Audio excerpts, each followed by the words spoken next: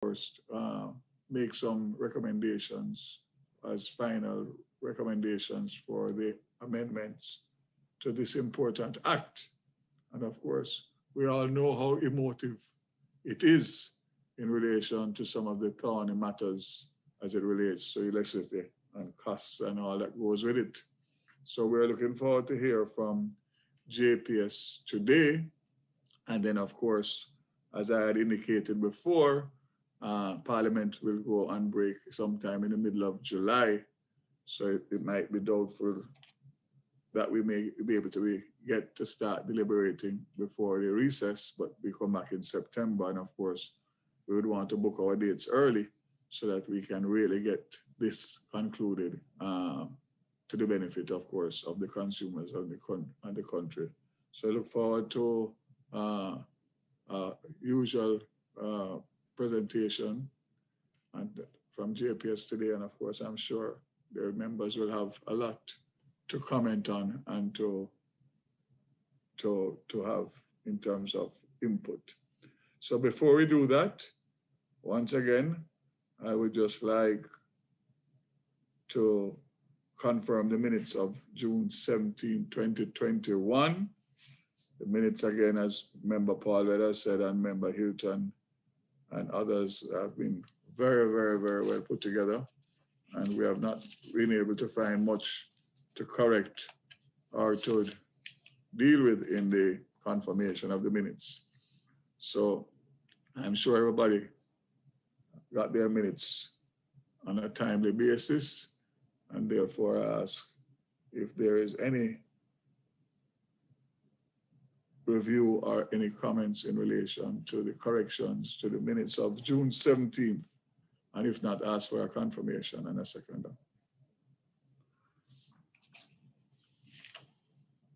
I will confirm if there are no corrections from others. I'm hoping that one of the learned counsel like yourself and Campbell and all that would have been able to pick up any corrections that are needed or any spelling. But it seems as if everything is. I think the content is. All right. So Member Paulwell is proposing the confirmation. Can I have a seconder? I second. Oh, is that Alan? Good morning to you, my dear. All right, so message from PBCJ reminding all of the presenters to please have your camera on, and of course the members of the Joint Select Committee, when they are going to have an interaction, to turn on your cameras so that the PBCJ and others can make sure they have everything in place. So with that said, I want to invite JPS, which is the team is going to be led by the president, and he can introduce other members of his team. And I'd also like to indicate that the OUR was invited, and they are also in attendance and have a team led by Mr. Chavez, Deputy Director General, along with Sherry Lewis, also Deputy Director General, the General Counsel, Shanae Riley, Lorraine Patterson Walters, Senior Legal Counsel, and Colette Goody, Specialist Consumer Affairs. And I think that is very, very, very, very important as the independent regulators to have a first hand of the presentation of JPS. So I thank them for OUR for being here as well. And I'm sure there's others who are on because of obviously the presentation, the highly awaited presentation from the JPS. So without further ado, I turn over to the CEO, Michael Gantos.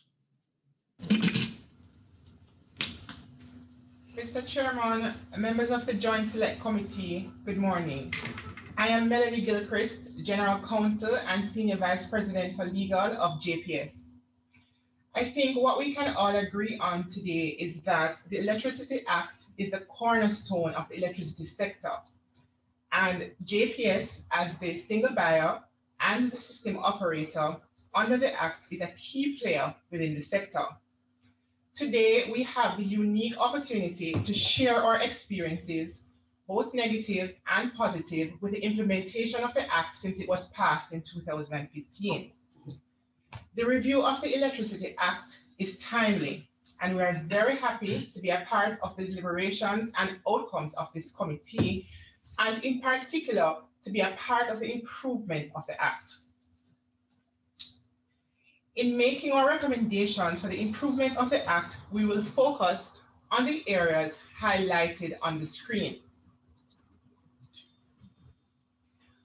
The presentation highlights elements of our written submission which would have been previously circulated and which goes into greater detail in relation to our proposed amendments and recommendations for the Act. JPS is of the view that the recommendations that we have made are going to make today will go a far way in improving the Electricity Act as well as the sector. I will now hand over to our President and CEO, Mr. Michel Gantois, who will lead off our presentation today. Thank you. Yeah, thank you, Melanie, and good morning all. So my name is Michel Gantois, I'm the CEO of JPS, and I'm here, as you can see, with my senior leadership team, supporting me and assisting me during the presentation, and of course to answer all the questions you will have, or to assist in discussion with all the comments that will come from you. In terms of format, I suggest that we go through the presentation at once and to keep the flow as we develop our arguments and our ideas, and answer your questions or listen to your comments after, but it's obviously up to you. A couple of words on context. I think that JPS has a very unique history, knowledge, and experience of the electricity sector in Jamaica. And besides offering some recommendations, as Melanie has said, we feel we can at times also provide some clarifications or corrections about ideas or concepts that sometimes are misconstrued or misinterpreted by some.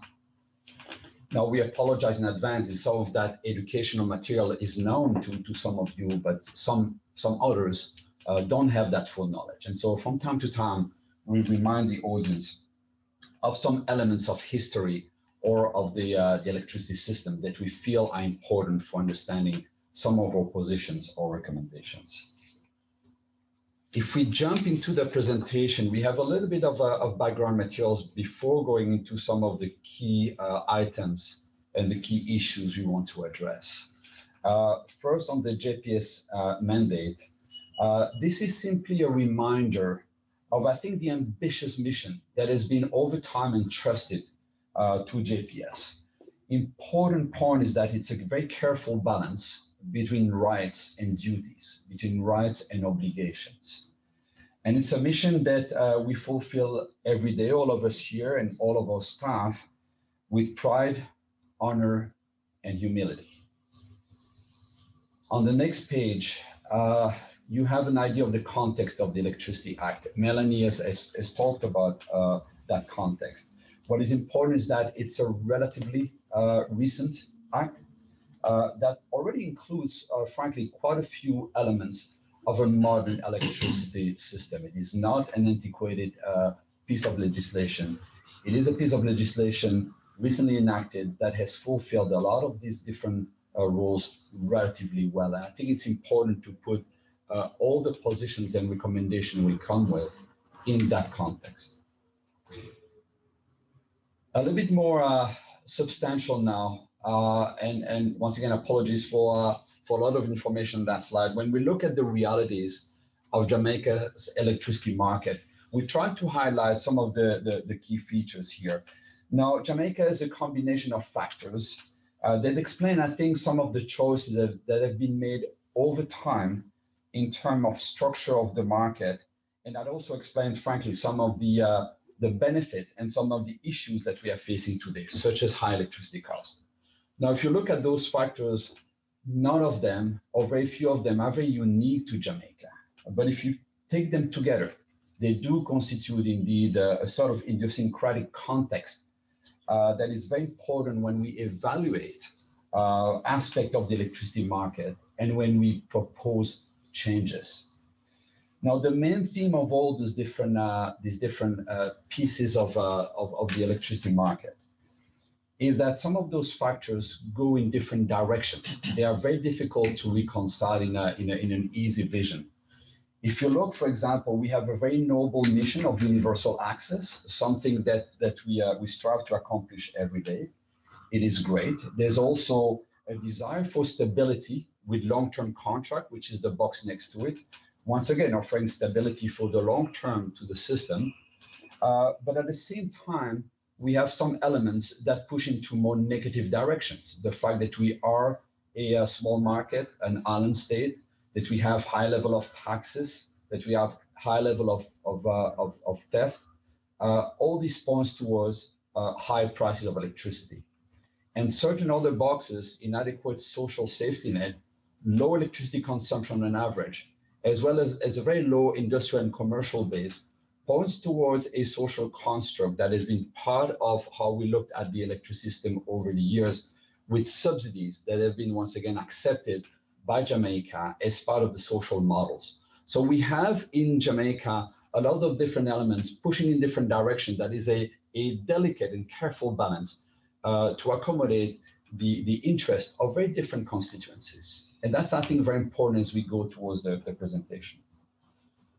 On the next page, once again, a little bit of a piece of education here, because we're not sure that people are always aware of the magnitudes of the duties that have been imposed on JPS as a single buyer. And we just wanted to remind the audience of what those are. Now, those duties and obligations are not trivial. We're talking about universal access. We're talking about non-discrimination between customers. We're talking about the fact that we have absolutely no ability to decide the price of the product we sell. We talk about the need to ensure very, very high standard of reliability. Those are very, very important duties that we have to live with every day. As a case in point, we all expect, I think, in this hurricane season, to be hit regularly by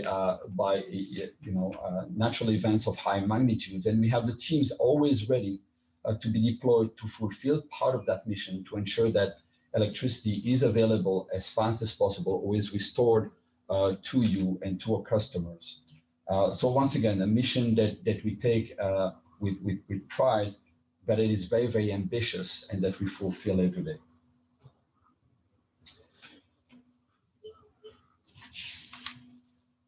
After that introductions, we want to tackle now in the next 4 sections very important and major topics. We have indeed made more recommendations in the written document, the written submissions.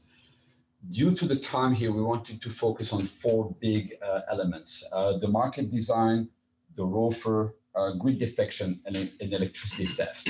And at the end of these 4 sections, we'll give a conclusions. But those are 4 of the biggest elements that we think should be addressed. And we've heard a lot of comments related to these 4 topics. So we thought it was appropriate to look at each of them with a little bit more details and look at some of the drivers, some of the features of these 4 elements. And then we state our positions and some recommendations. And in this, I would be helped by my colleagues here. And we'll start, if you're okay with that, with market design. We've heard quite a few comments on market design and its features and proposed changes, and we'd like to address that. Vernon, you want to? Sure. Good morning, committee and all watching. So market design, I mean, many of the features of the Act ineffectively boils down to the type of market we want to have for electricity in Jamaica. I will take you through what currently exists, what are some of the weaknesses that we see in the market design, and some recommendations as to how we think those could be addressed in time and through the proceedings that as contemplated. So first of all, our overview of our current electricity market. We have, a largely competitive generation where we have independent power producers who produce both firm capacity as well as renewable sources, as well as Sorry, Vernon. Sorry, Vernon. 1 second. Can you let in Minister Hill and others who are waiting, please, host? They've been waiting for a while. Just hold Vernon until you confirm that they're in, please. Let me know, Ms. Mack, when they're in. I just let Senator Hill in, sir. I'm seeing something that I'm not sure who the persons are. I'm unable to let in persons that I'm not sure based on. You're unable to let in persons that you're not sure of, Ms. McCarthy. This thing is broadcast on YouTube, you know, the whole of Jamaica can watch it. Yes, I know that, Senator, but what I'm saying, there are other things that can happen on this platform. So for those I have been coming to this meeting for how long? And I've been waiting for 10, 15 minutes to get in. Senator, what is this? I'm a member of the Joint Select Committee and my name comes up. Why have been held waiting for 10, 15 minutes? This makes no sense. Senator, I have to call the minister to get in? Come on. Senator, I'm speaking about it. I was talking about names that I don't know, sir. Well, you know my name. I've been waiting for 15 minutes. Why wasn't I let in? It didn't come up on the screen. Oh, yeah? Well, the moment I called the minister, I was let in. Because anyway, we're here. We're here. Let's move on. Ms. McCarthy, is there any other member of the Joint Select Committee that is waiting to get in? No, sir. I'm seeing another name. All right, Vernon, go ahead. Sorry for the interruption. Sorry, Minister Hill, Member Hill. Go right ahead, Vernon. Thank you, Minister. Good morning again, everyone. So we're talking about the act, in effect, contemplates and speaks to many of the attributes as it relates to the design of the market, which we all envision. And I was taking the time to, first of all, to share that, first of all, I want to go over some of the key attributes of the market that exists today. What we have seen as some observations in terms of some inherent weaknesses, as well as some recommendations as to how we think those could be strengthened. First of all, I want to talk about generation. We have a largely competitive generation market with IPPs present, both participating in the firm, which is meaning fossil fuel part of the generation of electricity, as well as renewables, whether it be wind or solar. We also have, and we're proud of that we have pro-consumers, consumers who can openly produce their own electricity, whether for their own consumption or through a net billing construct to sell back to the grid. We have a fully regulated market which features an independent regulator like the Office of the Utilities Regulator, the GPE, who procures generation, as well as standards and grid codes that allow for how electricity is dispatched, etc. We have a growing penetration of renewable as part of our generation mix. We have features where the infrastructure in terms of distribution and in T&D is available to other utility providers that we are very proud of, that have allowed for excellent penetration of telecommunications in particular into the length and breadth of this country who use fixed wires in order to deliver services. Jamaica and JPS have led the way in terms of battery storage in the region, which supports the onboarding primarily of renewable energy into the system. And we have, of course, grid modernization at play. Over the last couple of years in particular, an onslaught of technological improvements with smart meters, with trip savers, how we manage the grid, and other aspects in terms of delivering customer service in a much modern way to consumers within the market. We have diversification, both from a point of view of price stability, with major shifts from oil to gas, as well as from decarbonization goals linked primarily to renewables. We have a market with dozens of service providers been able to provide service, particularly the retail element in terms of renewable systems within this market. Some of the weaknesses that we have observed, and Michelle spoke to them broadly in terms of how the market and their intrinsic larger to size. Demand.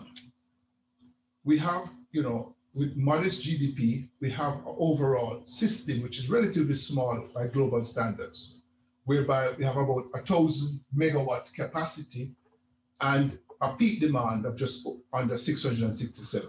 Now, important to note, the ratio between capacity and demand there's about a 36% difference, which means there's a 36% reserve.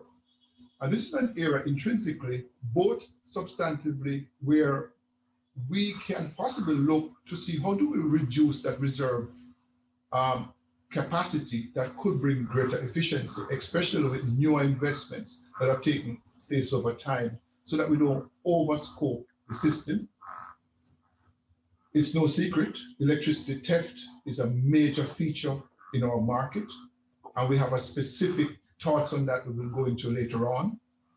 We have long-term commitments entrenched in PPAs in order to attract independent power producers to the market as a feature here. Now, clearly, both for the production side as well as for gas side in terms of supply agreement and capacity contracts that are long-term in nature, that are key to allow these other parties to invest in this market. Now, why is a weakness? Because we are locked in for a very long time as part of these arrangements. On the consumer side, on the retail side, we note we have a construct where we have just over 650,000 customers, 89% of which are residential, and they consume just about 37% of the energy produced. Our large and industrial customers, we have about 2,500, consume 44% of the energy sold. The average consumption is around 156 kilowatt, relatively low, and has remained relatively flat and has dipped since COVID-19. Why is this important? Because the industry, our market require large long-term investments that comes with fixed costs that need to be amortized with sales. And with a relatively low consumption and a non-growing market, it provides a pressure on price. 40% of our residential customers as well are encouraged to a lifeline subsidy construct to really and are rewarded for consuming below 100 kilowatts. And oftentimes this is actually less than the economic cost of electricity being produced. What does this result in? Well, we show a pie chart there of what the tariff components, big buckets, look like. Approximately 70% of the tariff is driven by fuel, the power purchase contracts, taxes to the single buyer, i.e. JPS. And of course, with the subsidy being afforded to small consumers, it points to the remaining customers probably picking up a greater tab as a result of this unique setup we have in this particular market. I think Michelle referred to this as idiosyncratic, or in simple language, a unique feature of our market. How could we take this forward? Clearly, what I've just outlined have implications. There are alternative markets or models at play globally, whereby JPS and Jamaica in particular would have moved from the far left 20 years ago, where we have a fully integrated utility with almost 100% of all the services being delivered through one entity, generation, transmission, distribution. And we have moved along the pendulum in terms of a single buyer construct with competitive generation and T&D being delivered through the single buyer. Globally, there are other models at play where you could have the unbundling of all the services being delivered in a very, what do you call, an open market construct, and with features like renewable auctions daily, where you buy power every day and you sell it. It means you get rid of PPAs, and you could have features of negative pricing when renewables are high and positive pricing when they're low. So you have all different elements, and Michel has extensive experience. He's smiling beside me because he has experience in markets like Australia, where these features are common, but they come with other consequences. Jamaica's grid, in our view, is a delicate ecosystem with many cross subsidies, as I mentioned earlier. And we warn that it is vulnerable to cherry picking for a few large and powerful users. And it is also burdened with high losses. It has deep implications if we choose to go to a far right approach because of these nuances. The single buyer model, not perfect. However, it has been built and supported by firm regulation to ensure, amongst other things, that we provide equal access to all Jamaicans. The investments are secured both for the single buyer as well as for the other participants and financiers of the system, IPPs, banks, etc. We have observed that a majority of the proposed amendments to the Electricity Act profit, quite frankly, a few individuals and small groups, but will fragment and undermine the fragile ecosystem that pulls this market together. Putting more participants might sound, good. However, it comes with a lot of complexity. And quite frankly, in our view, it does not reduce the amount of investment needed to serve our customers. And quite frankly, it does not address lowering electricity theft or bringing down tariffs. Our final point here is that market transition is complex. And JPS really strongly recommends that the committee and the law in particular review, not be used as an attempt to alter market design. However, to use this process in a structured manner, guided by firm consultation and careful consideration, with great detail and studies as to how we look to alter market design. That is something that we have seen feature as a part of the Electricity Act review. Yeah, thank you, Vernon. And indeed, on the final notes on market design, first, I have a very personal experience in Latin America, in the US, in Europe, Australia, the Middle East, and Asia. So I don't know if it's partially or unfortunately covered, I think, every model that Vernon has alluded to, from vertical integration to a fully deregulated markets with financial products, balancing financial markets and so on. And I've seen and I've witnessed firsthand elements such as negative prices, having to close the power plants that I was managing because we could not make enough revenues. I have witnessed very large blackouts across an entire state in Australia. And we've seen very recently, all of us, what happened in the US, for example, in California or in Texas, when you make different choices. We are not saying that those alternative markets are bad, of course. What we're saying is that we are in a unique position to observe the whole value chains and the impact that any decision has from generation to the impact for the customers.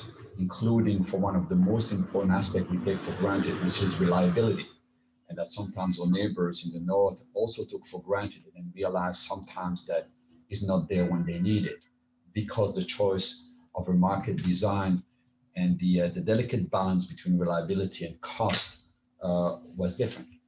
So once again, our recommendation here is, by all means, let's take a look at collectively and very transparently at alternative models. But let's make sure that we highlight the choices and the consequences of going to another models. And let's be very careful to not cherry pick elements of another models without changing everything, because then it would change the sort of delicate ecosystem and balance of rights, obligations, of price and reliability, of subsidies and cost between retail consumers and industrial consumers. All of this is to be carefully analyzed and ventilated and informed to the public, so that the choice is the best for Jamaica, and it's a choice that is taken collectively, because it will lead to different consequences. So that's our recommendation for market design. Happy to, at the end of the presentation, to of course engage in conversation about that very important, very fascinating topic, to be honest. The second topic we have, of four, is the ROFR, which has been the subject of quite a bit of emotion, to use the word of the minister. And so we would like to address the ROFR as well. And to help me with that, I have Joseph, our head of generation and business development. Joseph, you want to take over? Thanks, Michelle. Good morning, Chairman and committee members. So the ROFR, as Michelle said, really was a subject of a lot of the earlier discussions by the previous presenters. Let me remind the committee that prior to the 2015 Electricity Act, that JPS always had the right to replace its generating assets. And in 2015, what the Act did with the introduction of the right of first refusal was really to introduce transparency, to include price benchmarks, rules, and protocols around the exercise of the ROFR. Let me also remind the committee that at privatization, JPS was sold as a fully vertically integrated utility, meaning to include generation, transmission, and distribution assets. I'll also point to you that a condition of our license is that we're required to repair and replace our assets to meet our obligations under the license. So in 2015, when the ROFR was introduced, what it did was provided, in addition to transparency, an oversight mechanism through the ministry and the generation procurement entity to ensure independence in the way generation was procured on the ROFR. I like to also point out, Chairman and committee members, that the ROFR is all right to replace existing assets, and it's a completely separate process for tendering for additional generating capacity. And as we can see over the time since 2001, when competitive generation was introduced, that independent power producers grew from being just about 20% of the market to now just about 67%. And if we want to include the South Jamaica Power Company plant, which JPS owns, that would make it up to 48% of independent power producers. We have seen procurement of about 183 megawatts of new capacity through competitive tendering, not impeded by ROFR. The other point I'd want to make is around ROFA inhibiting price competition. And I like to point out to you here that with the 190 megawatt power plant, which is in operations in Old Harbour today, that was secured through ROFA, that it provides cheap power to the grid today, even when compared to plants that were procured via competitive tender.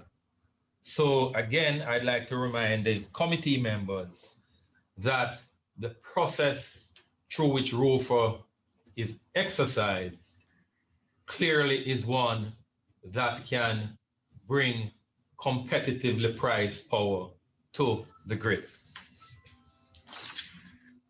So with that said, Minister, I'd like to point out to the committee that we believe that this right of replacement is integral to JPS as the single buyer to fulfill its obligations to our customers. It's included in the value of the licensed business, which our shareholders invested in. And it's really equivalent to those contractual rights that are embedded in power purchase agreements, gas supply agreements, which enable our IPP and fuel suppliers to operate in the market. It is integral to our balance sheet and our ability to secure credit, which is key to our survival and the survival of the energy market. It does not, let me repeat, does not prevent competition for new capacity additions to the grid. There is full independent oversight, and let me remind the committee members that it is not an unconditional right. Based on the Act as it is written today, if JPS fails to meet the criteria of price benchmark and time to execute, this capacity that we would want to replace could be put to tender if those conditions are not met. JPS has the unique role of being the generator of last resort to the system. This is an obligation that we treat with very seriously. So with that said, we strongly support the preservation of the right of first refusal within the Electricity Act. We also recommend that for improvement, greater transparency could be implemented around the methodology for deriving the avoided cost, which is the key component through which ROFA is executed. Thank you very much, Chairman. Over to Michelle.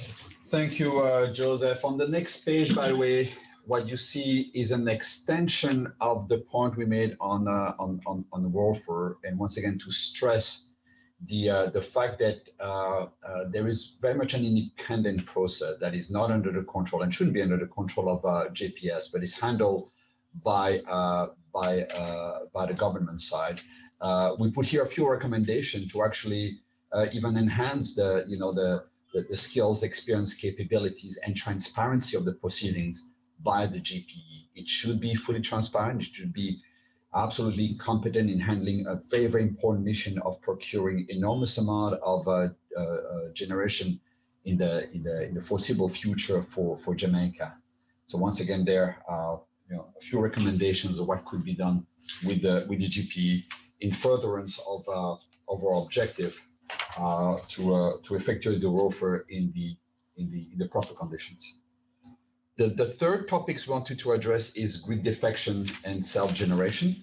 Again, a topic that has raised some emotion and has led to quite a few discussions. So we'd like to handle that as well up front and to give some context. Gary, can you help us with that? Okay, sure, Michelle. Good morning, Chairman and other distinguished members of the Joint Select Committee. I'm Gary Barrow, the Chief Operating Officer of JPS. And we are really, the issue of the grid defection is really a very simple concept, but with very far-reaching implications. And so I'll be really very brief in my comments, because as Michelle alluded to, this is something that may merit some further discussions during the question and answer. There are some key features or elements of grid defection that I think it's important that we understand. The first one is that it typically takes two forms. One is where the customers leave the grid entirely, so they are no longer grid tied. And the second is when they shift their load. That is, they partially leave the grid, and at times they will jump back on the grid through being grid tied. So that is one feature that I want for a minute for you to just focus on. The second one is that the customers who tend to leave the grid are the large industrial customers, the large commercial customers, and typically the large residential customers. And Vernon pointed out earlier in his presentation that we are really operating a grid that has an asymmetric construct in terms of the revenue source.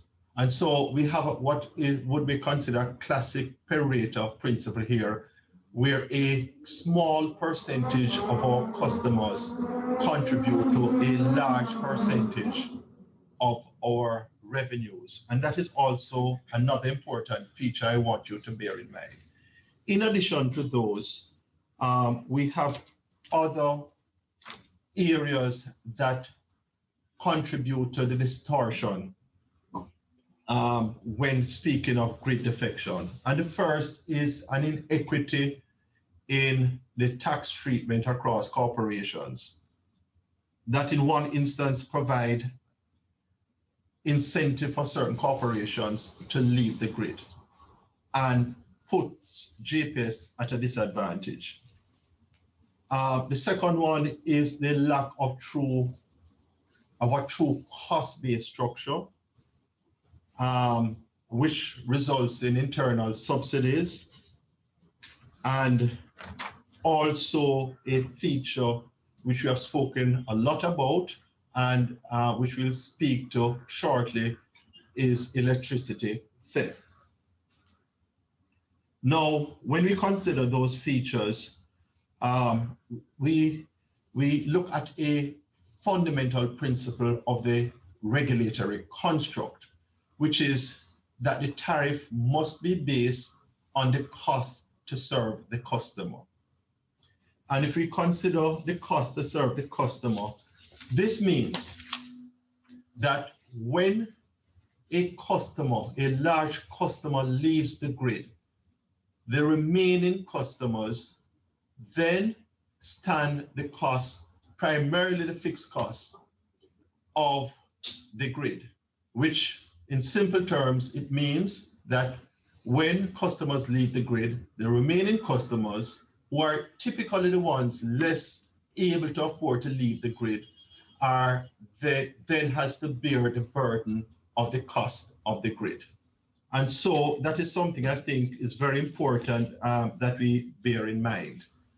And typically what we have seen in other markets is that this leads to something typically referred to as the death spiral, where as more customers leave the grid, the cost of the remaining customers become more expensive, and then those customers are then further incentivized to leave the grid, and it continues through what we call a death spiral. So what we are suggesting here is, we respect the right of customers to leave the grid. We know customers have choice, but we just want to be sure that this committee, and as we look at the Electricity Act, consider the consequences and the implications of any change that would encourage customers to leave the grid. We highly recommend preserving the integrity of the current definition of self-generation, as we have seen some recommendations that would disrupt that and encourage further grid defection. And so, in summary, we strongly encourage the legislators to evaluate the proposed changes and determine whether the criteria that is being used is in the collective interest of all the customers served on the grid, and ultimately in the best interest of Jamaica. Yeah, thank you, Gary. And another note on grid defection or self-generation, and I've seen the same issue being debated and remaining actually unresolved in other jurisdictions, including in Australia, for example, where I was recently, that has a totally different market design and market construct. And the message is that the issue of grid defections, of self-generation, and who pays the tap is not resolved purely by changing the market design. And indeed, some other countries are struggling with how to pay for the fixed cost of the infrastructure that have to be there irrespective of the number of players you have in generation or transmission or distribution or even retail. The wires, the transformers, the power plants have to be there. They have to serve the customers, even if some of them leave the grid, even temporarily. So once again, a very important issue, very, very difficult to resolve. And we've articulated here our position and recommendation. The last point, major point that we want to address today is on the theft of electricity. And another emotional topics, and a topic that I think that concerns all of us, not just around the table, but I think all the citizens of Jamaica. And to help me address this, Ramsey. Thank you very much, Michelle. Good morning, Chairman. Good morning, members of the Joint Select Committee. My name is Ramsey MacDonald. I'm Senior Vice President for Customer Services. Electricity theft. What is that?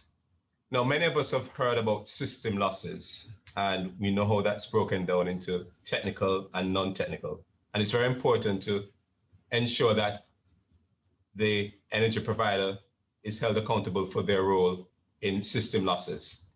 Technical losses currently running around 8%, but the key thing that we need to focus on is non-technical losses. What exactly is happening with non-technical losses?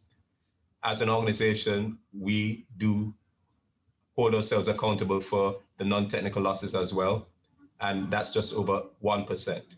But the big scourge that is plaguing our nation and plaguing the energy sector is electricity theft, where we are faced with just over 200,000 households stealing electricity each and every year. That needs to stop.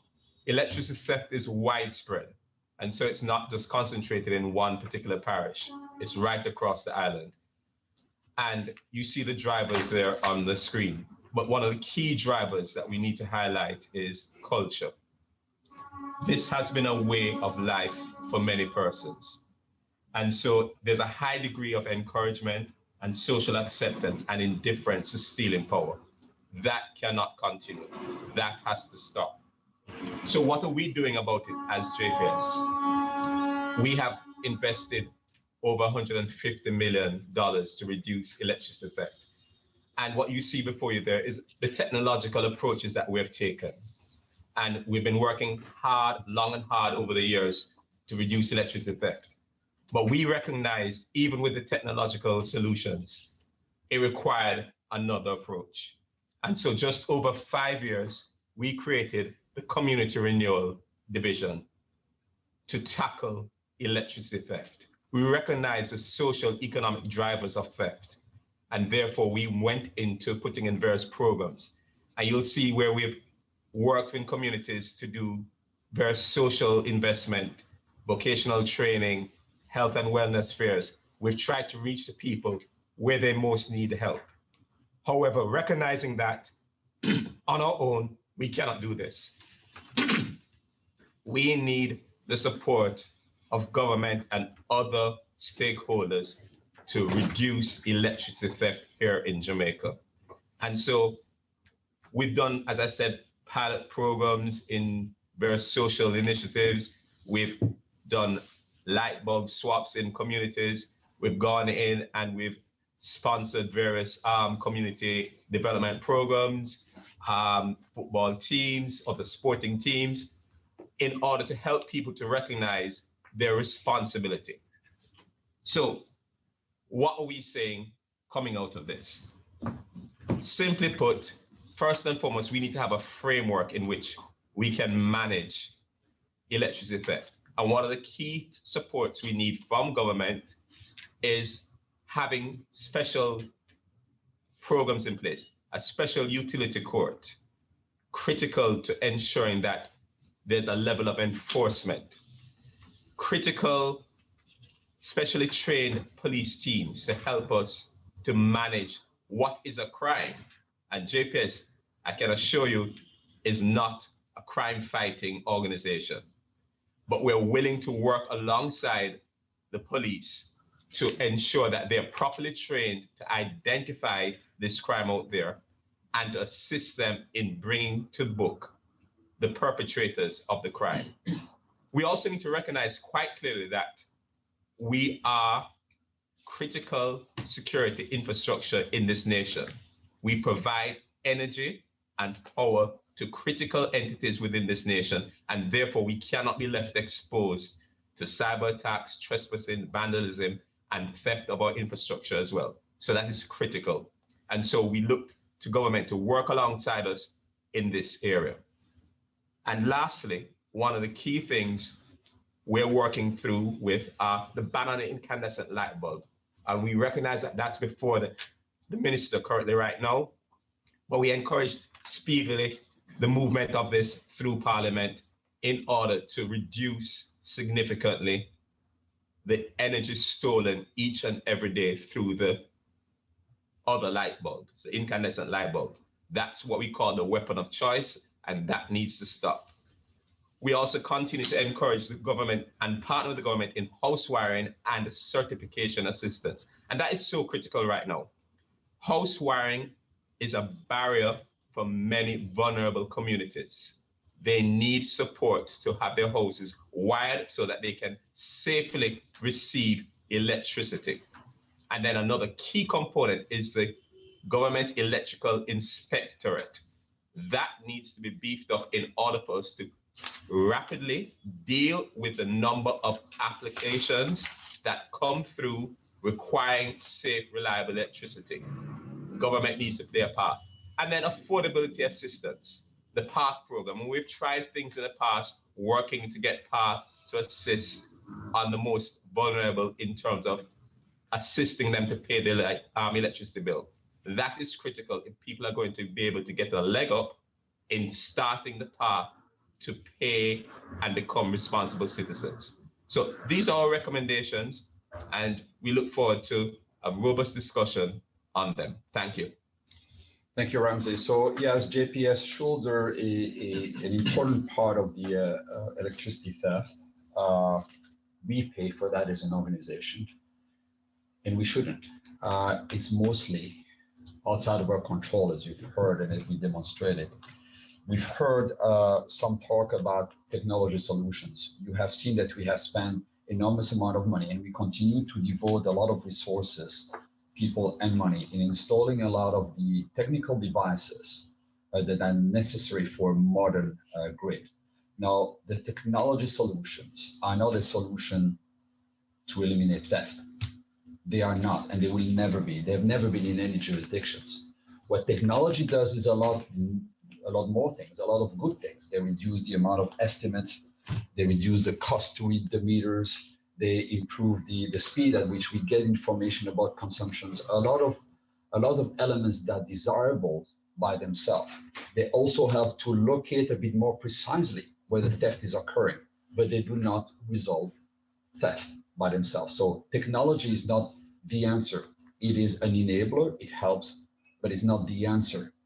A lot of the groundwork is unfortunately harder, and it relates to indeed law enforcement and poverty alleviations, affordability, a lot of cultural elements that will take longer to resolve and will require much more than JPS acting alone or taking full responsibility for all those elements that obviously we cannot provide alone. So very important points that we're happy to engage in conversation, happy to be part of the conversation to solve the issue, but once again, not just a technical issue. Basically, that concludes the four major points that we wanted to bring to your attention. If I can now summarize quickly our positions and recommendations, some of those. As a general point, as you could hear, we recommend against any major change in the Act that would very much upset the careful balance between the interest of different parties and different stakeholders. That has been basically the explicit social construct in Jamaica for many years, by choice. And especially if those changes have not been fully or comprehensively analyzed, models, and then informed to the public. Suggestion, for example, to modify the market design to fall into that category. It does require a little bit more analysis, more transparency, and a ventilation of the choices that would have to be made. On the ROFR, we do recommend that it be left untouched. It is one of the rights granted to JPS as a measured consideration for the multiple obligations we also have to fulfill. The heavy regulated context around ROFR with the need to meet the avoided cost. And as we've heard, the dominant role of the ministry and the GPE ensures control by the government and full transparency. It is not under our control. And finally, touching the ROFR would be, frankly, quite unfair as a contractual right, and it clearly signals that those rights are not always respected. We also recommend that the interest of consumers remaining on the grid be considered when assessing any amendment to the right to self-generate or when considering the problem of grid defections. Let's not forget those who are left behind. We offer our continuous help to fight the theft of electricity and request that this matter be actually elevated in importance in the public discourse and in this instance. And frankly, be made the joint responsibility for all of those who can actually do something about that have more power and ability to fight it than JPS. And finally, and on a more positive note, to take advantage of advance in the market, advance in technology, and what we see in the exciting world of energy today, we do recommend the development of our programs on, and you can see on the screen, rooftop solars, microgrids for the remaining unserved community. We don't have many, but we have a few, and microgrids could be a solution, as well as the rapid expansion of the availability of electric vehicles and electric vehicle charging station. Once again, something for the future that we could accelerate, and we're working on that. That concludes our presentation. Thank you very much for your attention, and we're very happy to answer your questions and have a discussion.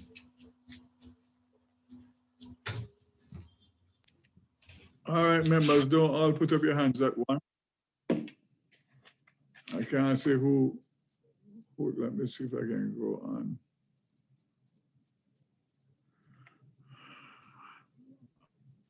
All right, Ms. McCarthy, which hands are up? I'm not seeing. I'm not seeing any hands as yet, sir. All right, Member Paulwell is. Members, the floor is now. Chairman, may I go? I'm happy to go ahead, Chairman. Go ahead, and then we'll be followed by Member Paulwell and whoever else raises their hand.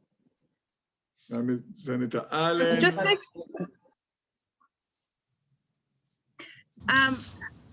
I suspect I will ask further questions after the other members go as well, Mr. Chairman. But I just wanted to visit the issue of grid defection and to talk about that from a national policy point of view.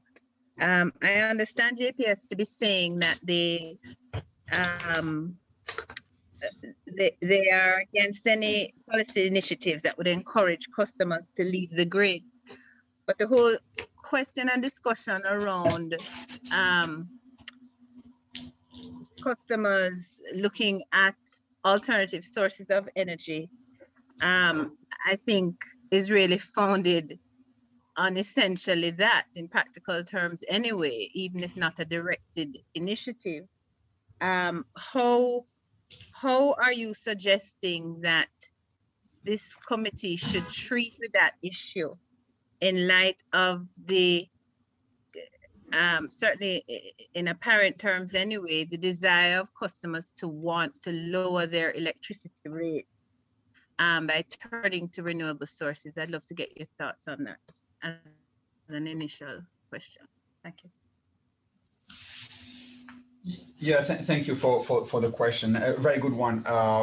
And once again, colleague, jump in. First, it's a what we try to explain is that it's fundamentally a matter of policy and choice, or sort of technical view or analytical view is that there is a cost for an infrastructure that have been required in this part, for example, of our mission and our license for many years, and that everybody benefit from. So the expectation of having transmission line distribution, generation, transformers, all the equipment and all the people and all the staff that are required to bring electricity is sort of taken for granted, is necessary, and has been approved over the years by the regulators and assessed to fulfill that missions. That cost is fixed. Those are wires and poles. So when we have customers who want to defect for the grid, that's entirely their right. And in a way, they look at it from their point of view and say, I could put some, for example, solar panels, and it's cleaner and it could be cheaper for me. And that could be fine. What we're saying is that we have to decide as a choice whether it is fine then for the remaining customers, many of them by definition, customers who don't have the choice, cannot leave the grid because they don't have the space to put solar panels or batteries, because they're simply much smaller customers. They will stay, they're more vulnerable, and they will have to pick up naturally the tab for the cost that is now not covered anymore by customers leaving the grid. So it's a choice. There are ways, of course, to once again rebalance that by saying if customers leave the grid, we can rebalance a little bit some of the fixed charge or standby charges, so they pay their fair shares of the cost of infrastructure that still serves them whenever they need. Because even if a customer use much less energy, but still use a little bit from time to time, the wires and the pole and the fuel and the transformers still have to be there ready to serve them at any point in time. Remember, that's part of a mission. And so we stand ready with the same amount of cost to serve them, irrespective of the volume of electricity they take. And that's something that sometimes is understood.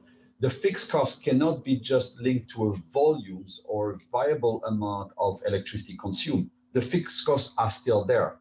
So what we're suggesting is that it's a choice of policy to be made of who pays for the cost.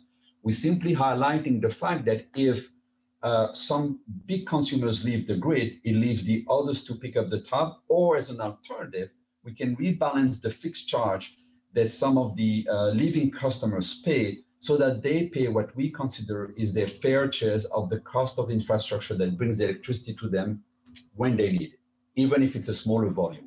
Michelle, if I might jump in, Member Goldman, Canberra, this is a feature. Remember, this is a pricing, being a regulated entity for pricing. This is actually a flaw that no other business would have in its construct. For example, there's a reason why, if you look at telecoms, you don't pay for your cable services based on the channels you watch. So can you imagine if a cable operator delivers to your home, but you choose to use Dish Network to consume 90% of your content, but only wishes to watch HGTV through the cable operator and hence want to only pay for that channel? It wouldn't work. And that's why they give you a fixed charge per bundle, because they still have to have the content ready, regardless of whether you watch it yes or no. And that's the same for the provision of electricity. The wires, the transformers, everything is outside your door. So once you are connected to the grid, what you might choose to self-generate, then the fixed charge as being having that standby facility needs to be looked at different. And the second point, just to provide broader context, and intrinsic in what you're saying is, and Gary mentioned this earlier, what is actually enabling this? Mr. Vernon, can I ask you just to stop 1 second for me, literally for about 10 seconds, just to allow me to change networks because you're breaking up. I apologize. Certainly.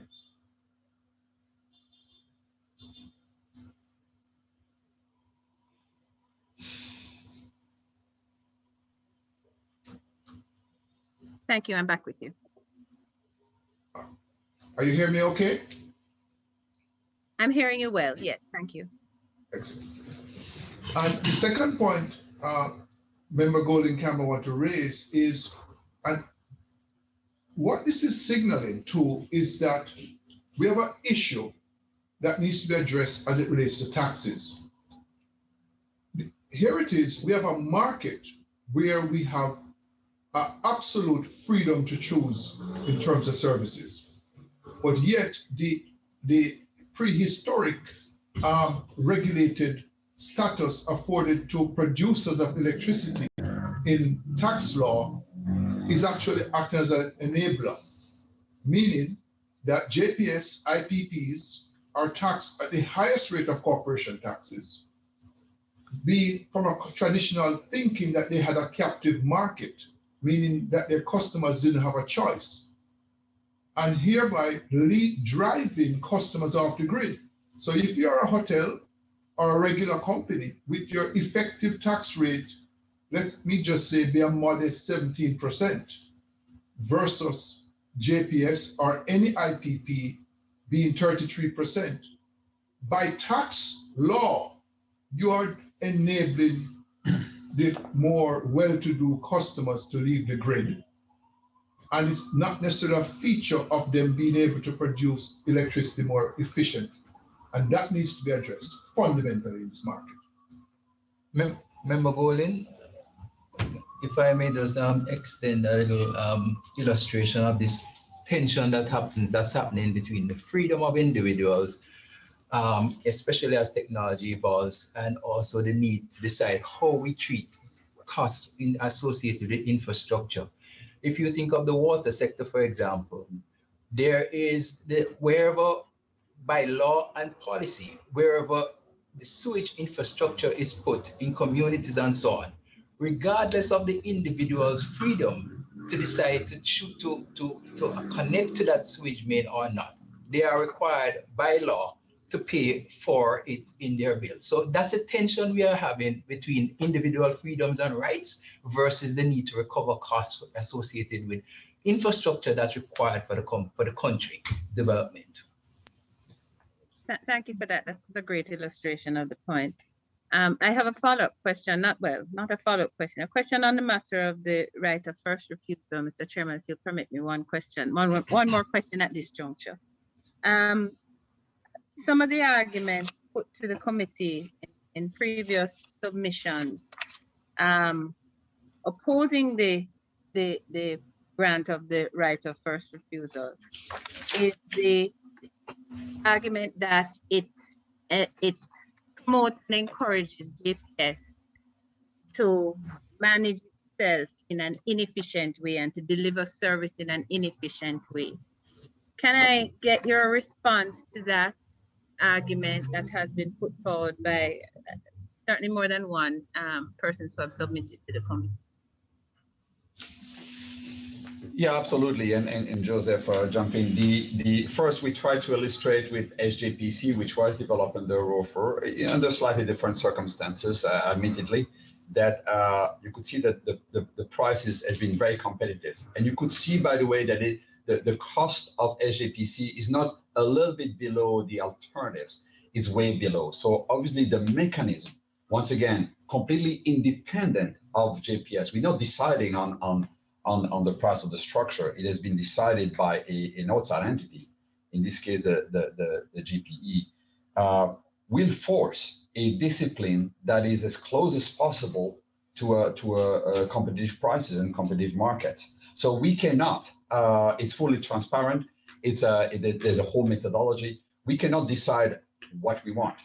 And so the price, the structure, the technology have to fit with the integrated resource plant.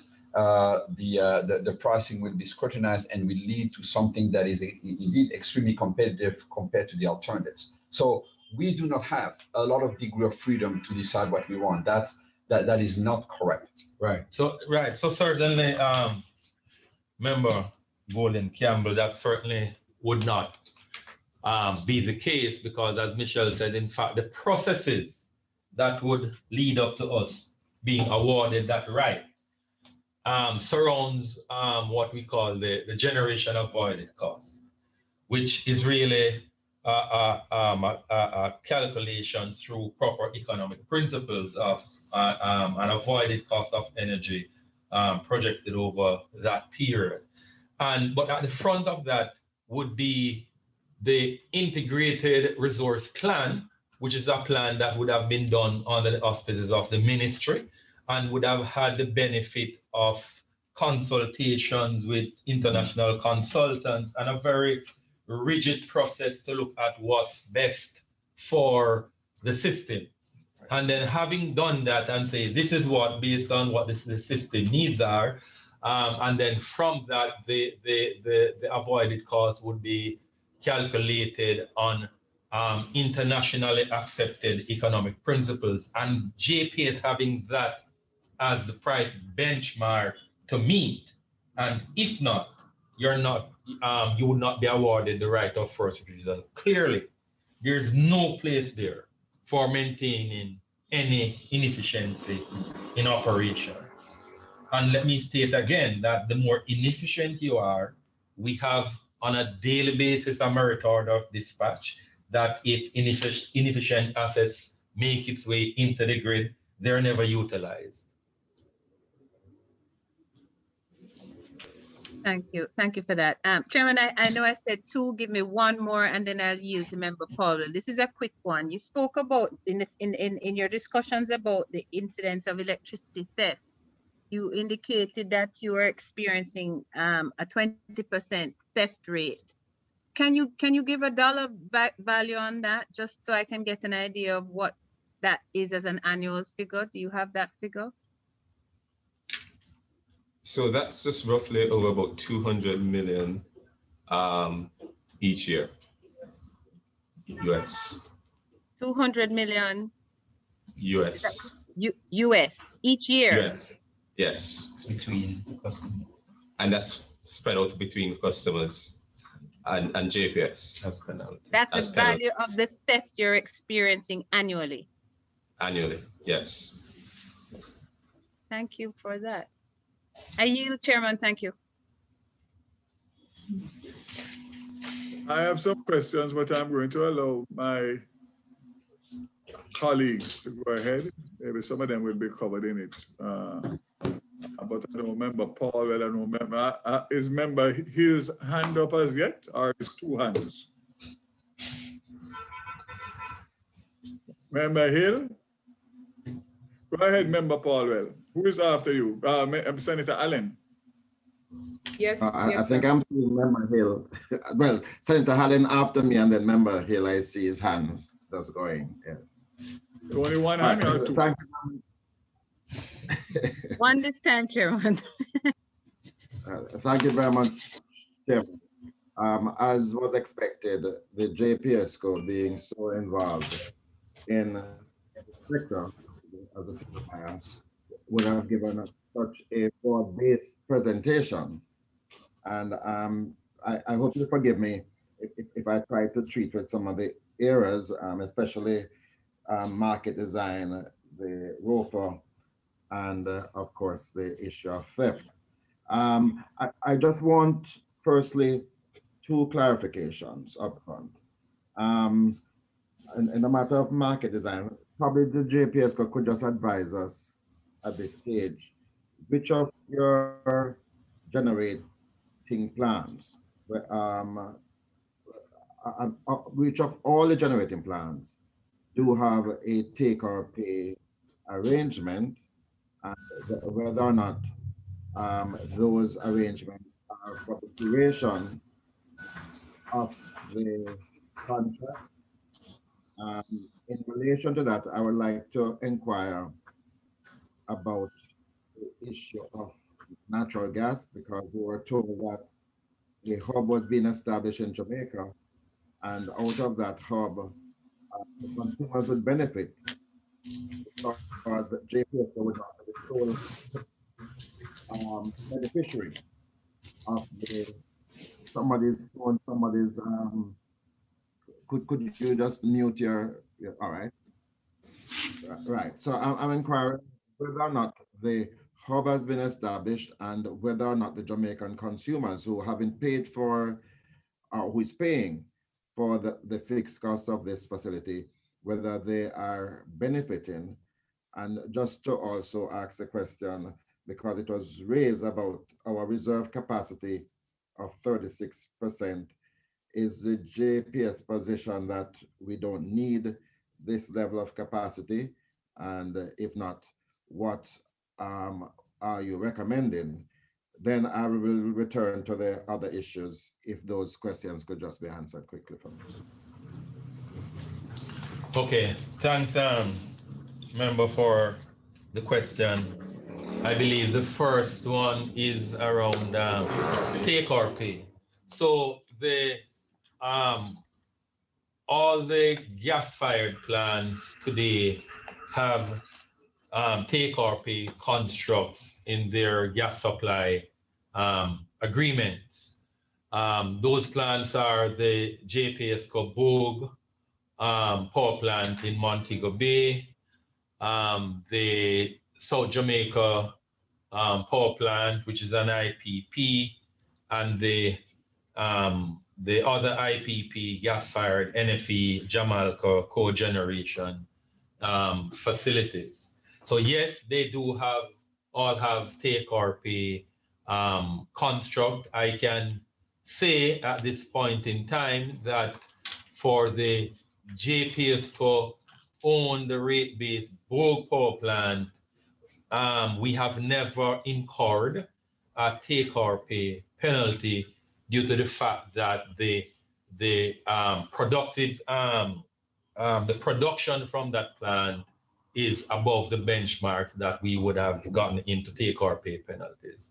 That plant is located on the North Coast and does provide critical power needs for that sector of the grid. What was the next one? Capacity, excess capacity. This is a follow-up. You're saying, therefore, that the other plants, unlike Bogue, you might have been, you would have been procuring or using power that might be above the productive benchmark price. No, not about the productive benchmark price. So Bogue, we're operating at capacity factors that would not get us down to the lower volumes that take or pay would come into effect. For the other two plants, the Jamaica plant, that's a cogeneration plant, so that's typically higher dispatch. And I believe maybe during the commissioning phases of the SJPC power plant, there may have been instances where they would have been at a lower production capacity that they would have incurred take or pay penalties. All right, could you deal with other question now? Right. Sorry, Member Paulwell. Those prices were negotiated by ESET, if my memory serves correct. Correct. All the gas supply agreements were negotiated with the enterprise team at the point in time as part of the negotiating parties there.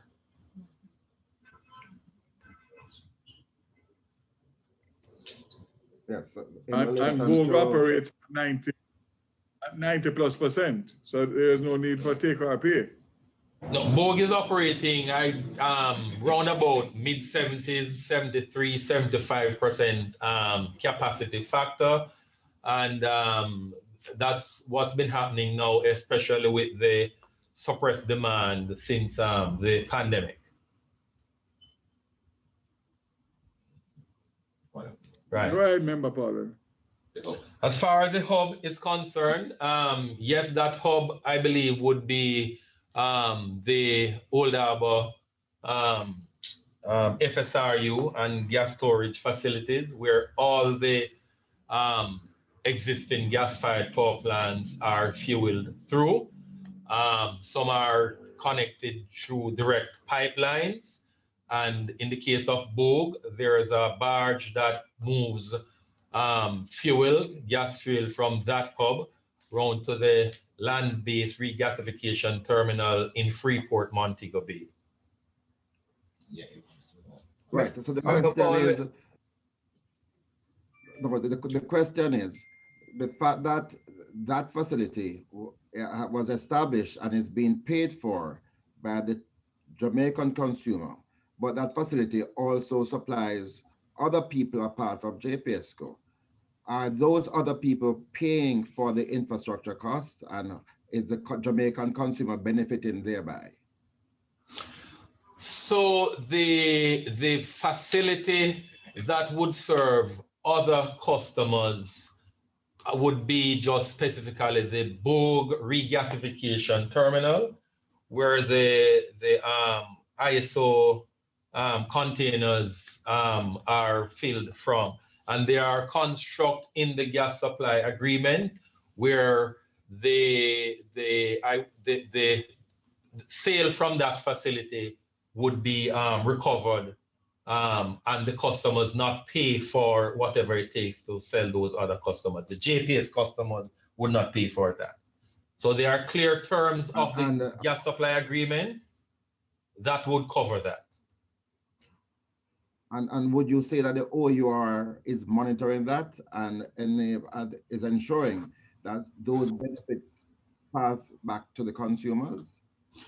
It would be difficult for me to speak on behalf of the Member Paulwell, what I can say, we monitor that. The OER could speak for itself separate, but we monitor. Clearly, we have the Jamaican consumer front and center. Remember, frankly, that agreement, and I'm glad that it was clarified who negotiated it, speaks to carve out for certain customers locally that those volumes sold would not be factored.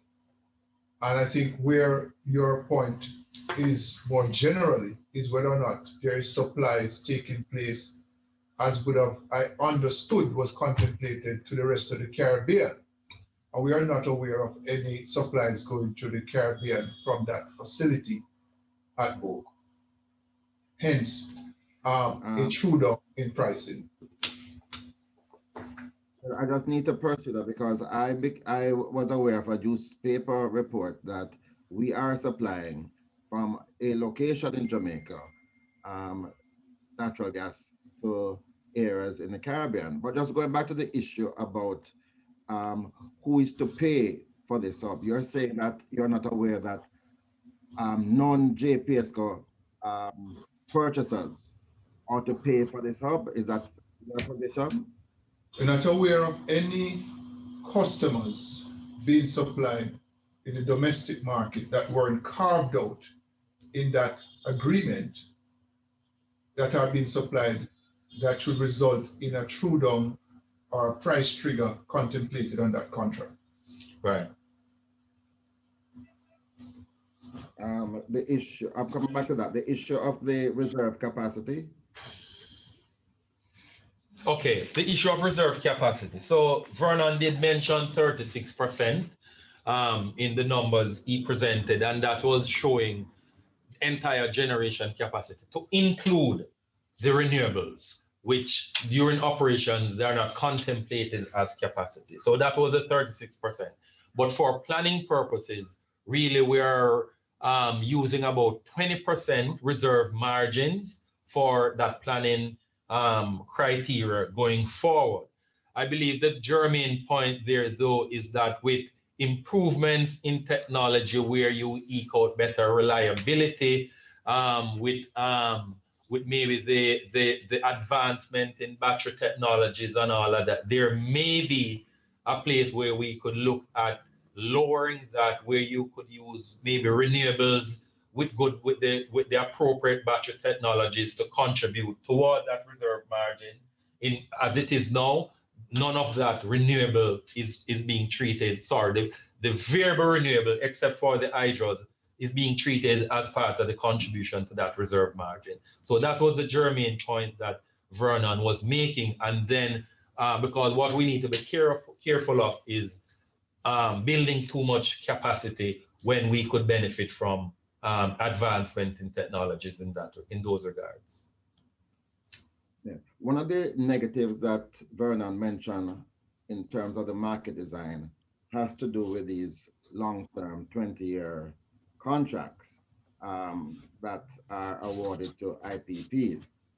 I just want to link that to the discussion now on the right of first refusal, because even though I was a minister in 2001, when that license was issued and provided for right of first refusal, it was accepting JPSCO as a fully integrated utility, which is quite different from the scenario that is now current, where the right of first refusal is exercised, but the outcome of it is to create in JPSCO a private power facility similar to your IPPs. And I don't believe that it was contemplated that JPSCO's 2001 generating plans would all move away from being a part of an integrated utility company to a separate body that behaves like an independent power provider.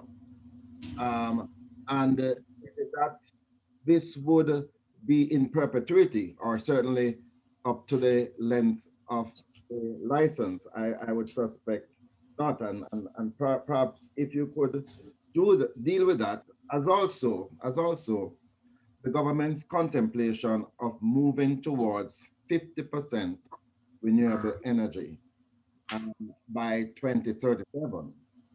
Are you suggesting that in this right of first refusal, you would be given preference in relation to renewable energy to transfer your plan from what they now use as fuel to utilize in renewables, or would you concede that 50% and we are about 20% of that now. That 50% would be procured directly through international competition. So if you could just address the issue of the right of first refusal, whether it was intended for the entire life of the agreement, whether JPSCO was to become an IPP, and then to recall in 2010, the government did pursue procurement for 360 megawatts of capacity, and I did in 2013 started a new process for 360 megawatts of capacity, both of which floundered, hence why we resorted to JPSCO exercising the right of first refusal. You weren't proposing, you weren't pushing the right of first refusal during that time when the government was moving towards procuring 360 megawatts. Why have you changed along the way? Thank you for the question. Actually, the many questions embedded. So let's try to deal with them. First, your introduction was about what we highlighted as a feature of the market design, which are the long-term contract, long-term PPAs, and long-term GSAs. They are both actually a weakness and a strength depending on how you look at them. So we have to be careful. We highlighted the fact that long-term contracts can indeed maintain, for example, the level of prices that was decided at the beginning of the contracts, but they also bring investment in the country and stability. So depending how you look at it, they are a feature that embeds both strength and weaknesses. And that's in that context that we have to look as well at the ROFR. Now, once again, the way you ask the question can give sort of the impression that we have a lot of freedom to decide on the choice of technology, the timing, and the structure in how we decide to deploy the ROFR. And once again, that's not the case. So, for example, in the choice of technology, you mentioned, would we come with thermal, would we come with renewable, or we leave the renewable for somebody else? In a way, we are guided by the RRP, which once again is the modeling for the future needs of generation that has been made by the government, not by us. So if indeed there is a requirement for some thermals and some batteries and some renewables, what we will propose to the GP and the GP can decide should be aligned with the RRP and the policy of the government. We cannot deviate from that. So we cannot cherry pick necessarily what we want. We will make proposals based on what we think fits a certain number of elements, including, as we mentioned before, coming at or below the avoided cost, and also make sure that it's in the best interest of the country in terms of reliability, location, choices of fuel, choice of technology, and so on. So definitely we try to meet a lot of different objectives that are inscribed in policy that are not our choice.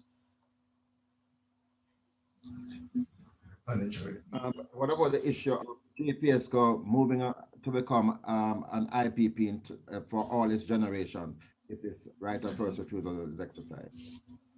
Well, once again, it's one more, the structure, ownership and so on is one more element that on which we don't have control. We can make proposals, but it is one more element that the GP has to opine and agree upon.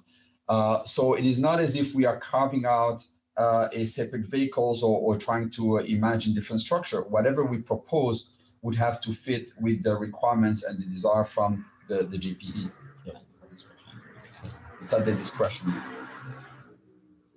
All right, I don't really want to hog the show, but so I'll come back after Senator Allen and the others get a chance.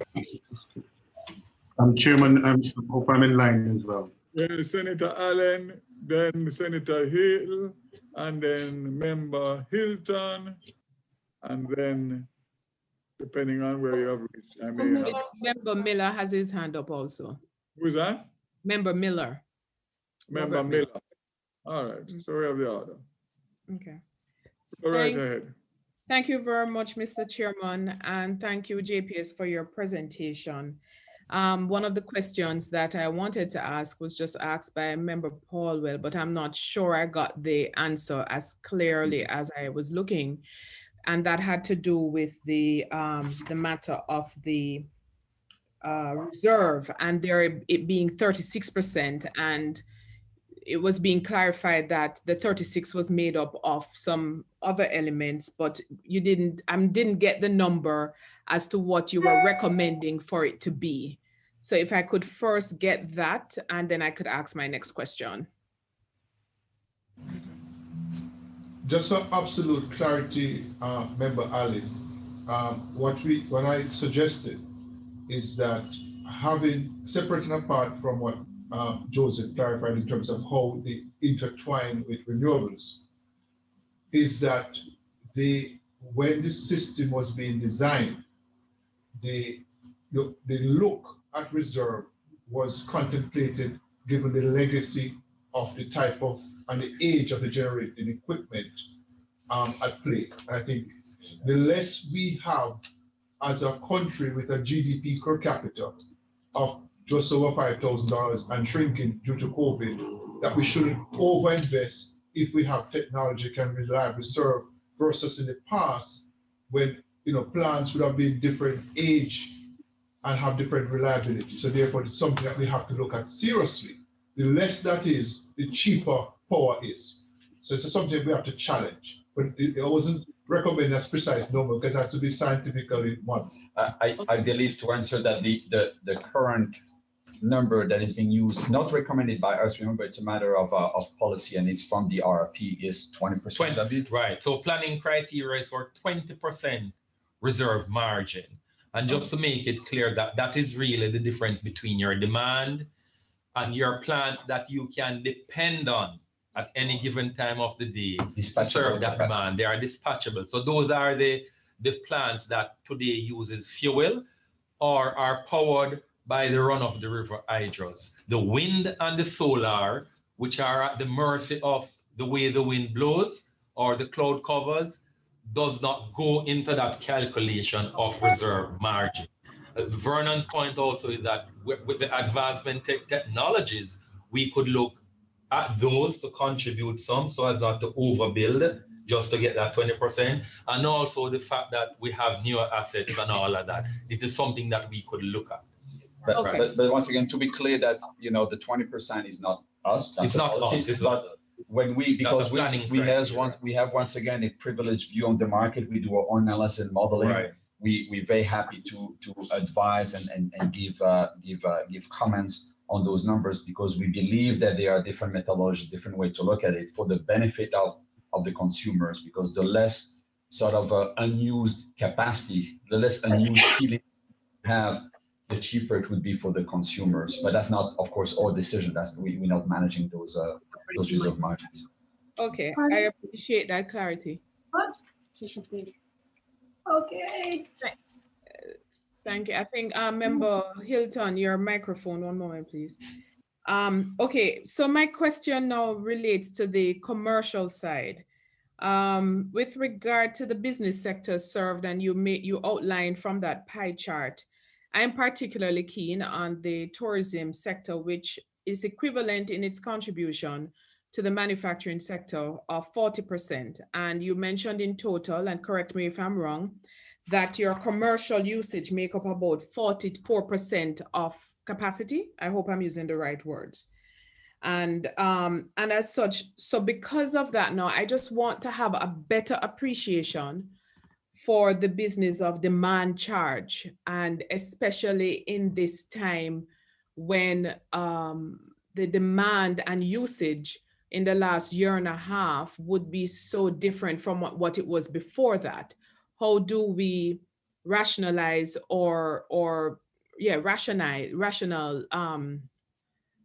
explain the continuation and possibly some would say rigidity of the demand charge that some consumers, and I speak specifically of those in tourism and in the hotel sector, who have had that as a concern? Thank you, Member Alex. So first of all, just to the tariffs are ultimately determined by the Office of Utility Record, the OUR.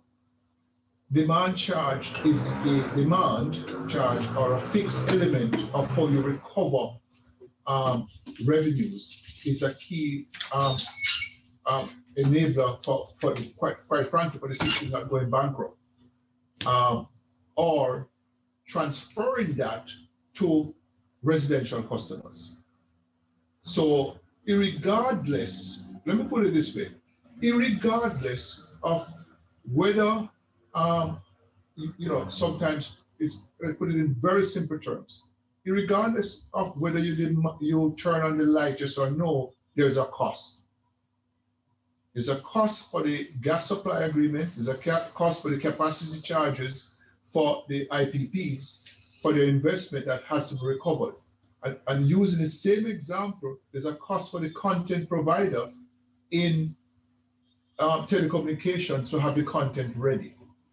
And it is often misunderstood, that, and we have costs that if you invested your own money, you'd have had to have the steel in the ground there, even if you don't switch on the engine. So it's really a feature of, demand charges are set at a level, they're reduced if to the bare minimum, if, for example, there's no usage. But it's actually just a feature of how the costs are recovered. Yeah, we as a follow-up, I think very importantly, we when we touch about the customer side, and we're listening a lot to the customers, and frankly, we're very empathetic to the number of customers who have very emotionally expressed the fact that they have difficulties paying for many reasons in the last basically year and a half nearly of difficult circumstances, COVID. It is not just, by the way, the hospitality sectors, which and we're in dialogue with them and they've been heavily hit, but it's also some of the, for example, the workers that have been furloughed or they've been laid off in call centers and in hotels that are then, retail consumers that can't pay either, have difficulties. So it's not just one sector. We are aware and we hear about a lot of the issues that consumers have. Since last year, we have taken the conscious decision to hurt our profitability by extending sort of generous or extended payment terms for consumers that are in dire straits, that are really struggling. And that includes, by the way, some commercial customers and hotels. We have proposed deferred payments. What we cannot do is to violate some of the rules and the tariff decision made by the OUR. And on top of that, what we cannot do either, and it's good that this is recorded, we cannot violate the principle of non-discrimination. We have to be extremely careful what we do. If we make exceptions on the demand charge or some of the charge to some customers, if we were to do that, we would have then other customers complaining, saying, what about us? And then what would happen is less and less customers paying their bills or part of their bills, and it would put all that unpaid amount back to the remaining customers who don't have a voice, who don't have a lobby, who don't have an organization to bring that to different levels, to their elected officials, for example, or to us. And those would suffer the additional cost of the infrastructure. So although we're very sympathetic, we listen, we do our best to see what we can do and work on the payment plans individually with customers who cannot pay, vulnerable customers. It's difficult to us or impossible to fundamentally change the rules of the game and the structure of the tariff as it has been decided and set up by the regulator. Thank you for that, Michelle. And I just wanted to, while I might have asked the question specifically with regard to the tourism industry and the hotel sector, my question certainly, it's for all those who have that as an issue. But the gentleman before, please forgive me, I don't recall your name. He made mention of that the option would be to transfer that demand charge to the residential customer And the fact is that at times, I don't know if now is one of those times, you have gone to bare minimum in terms of the demand charge. Are you saying that currently the demand charge is at its bare minimum? So Vernon is the name. So yes.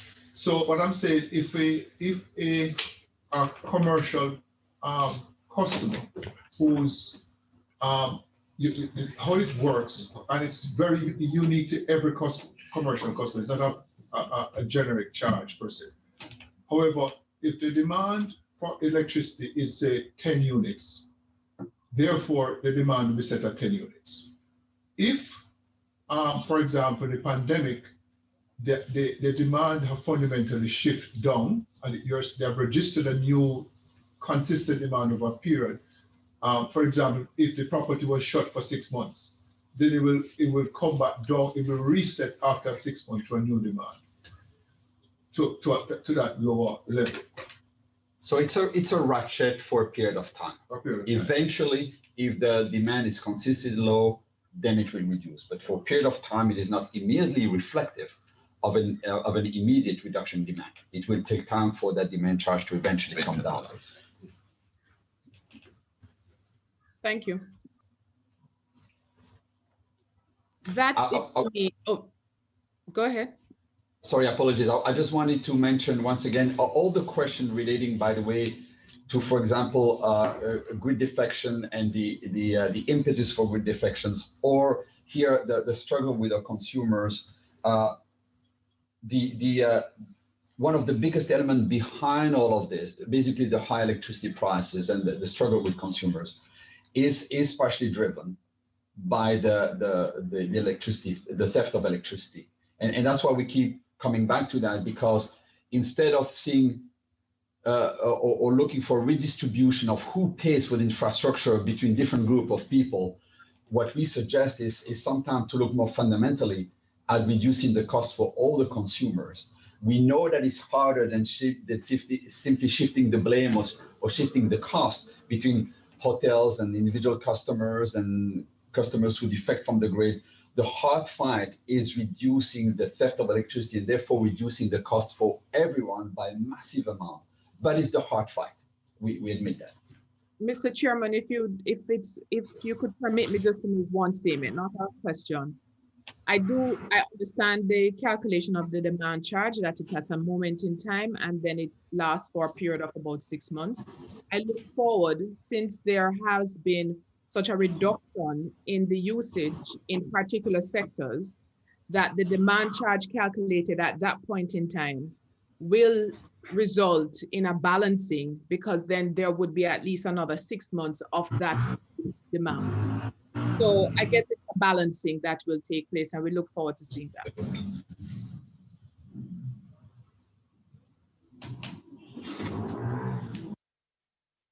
Mr. Chairman, I'm through with my questions. Thanks, Senator. Thanks. Who is Minister Hill? Then Member Hilton, then Member Miller, no? Thank you, Mr. Chairman. I am sorry I had missed Mr. Gantom's opening statement, but I think of his colleagues, Vernon, Joseph, Mr. McDonald, have all given an update that is informative for sure. I have a couple of questions in my requests. Can I ask why are JPS's big and I suspect often best customers, both commercial and private, look to leave the grid? What would be JPS's assessment of that behavior? Why does that happen?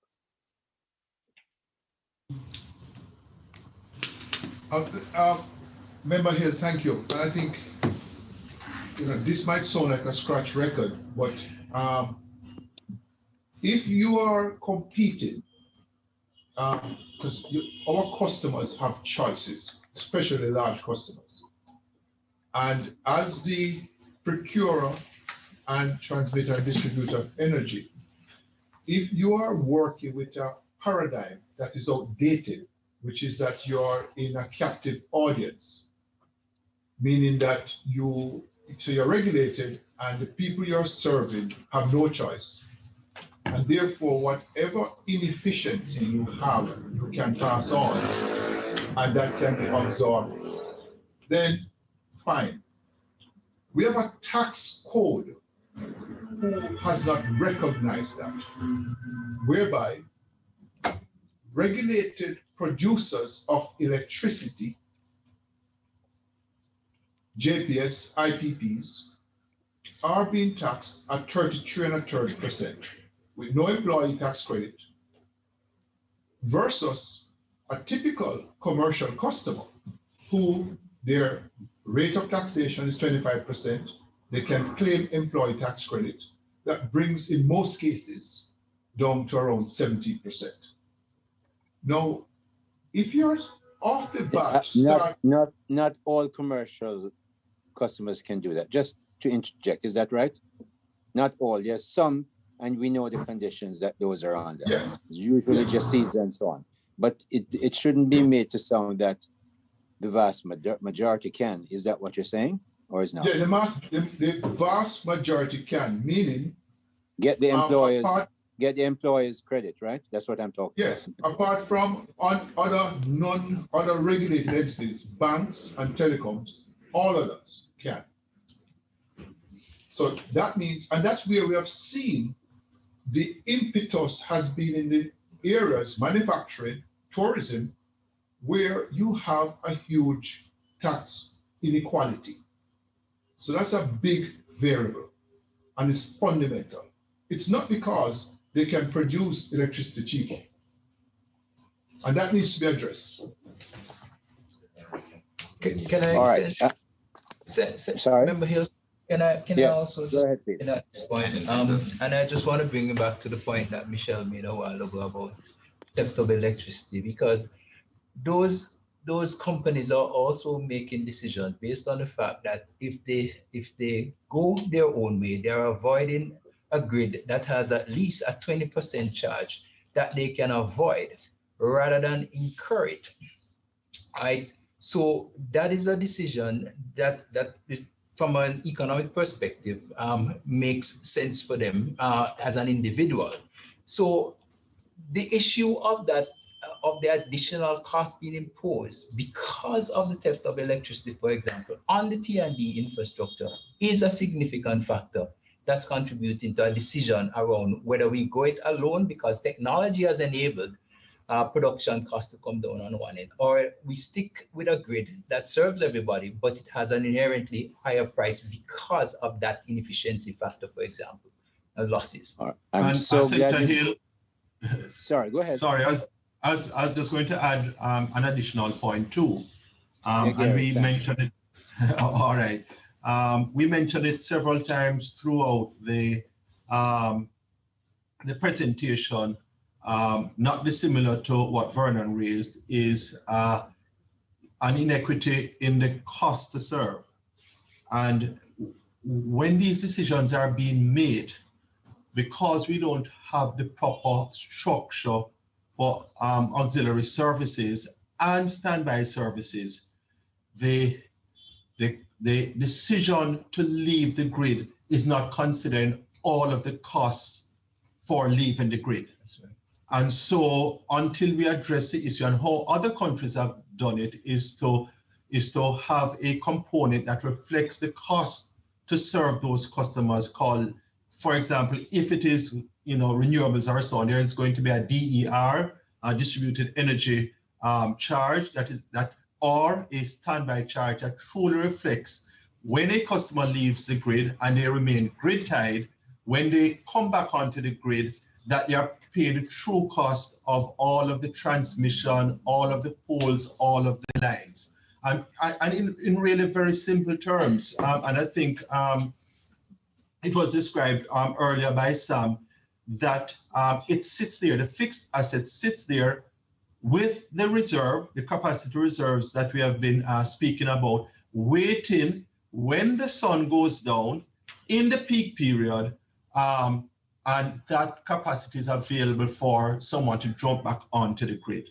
And what we're saying is that that cost is not reflected, is not truly borne by the customers that would have left the grid. So there are a number of things at play here.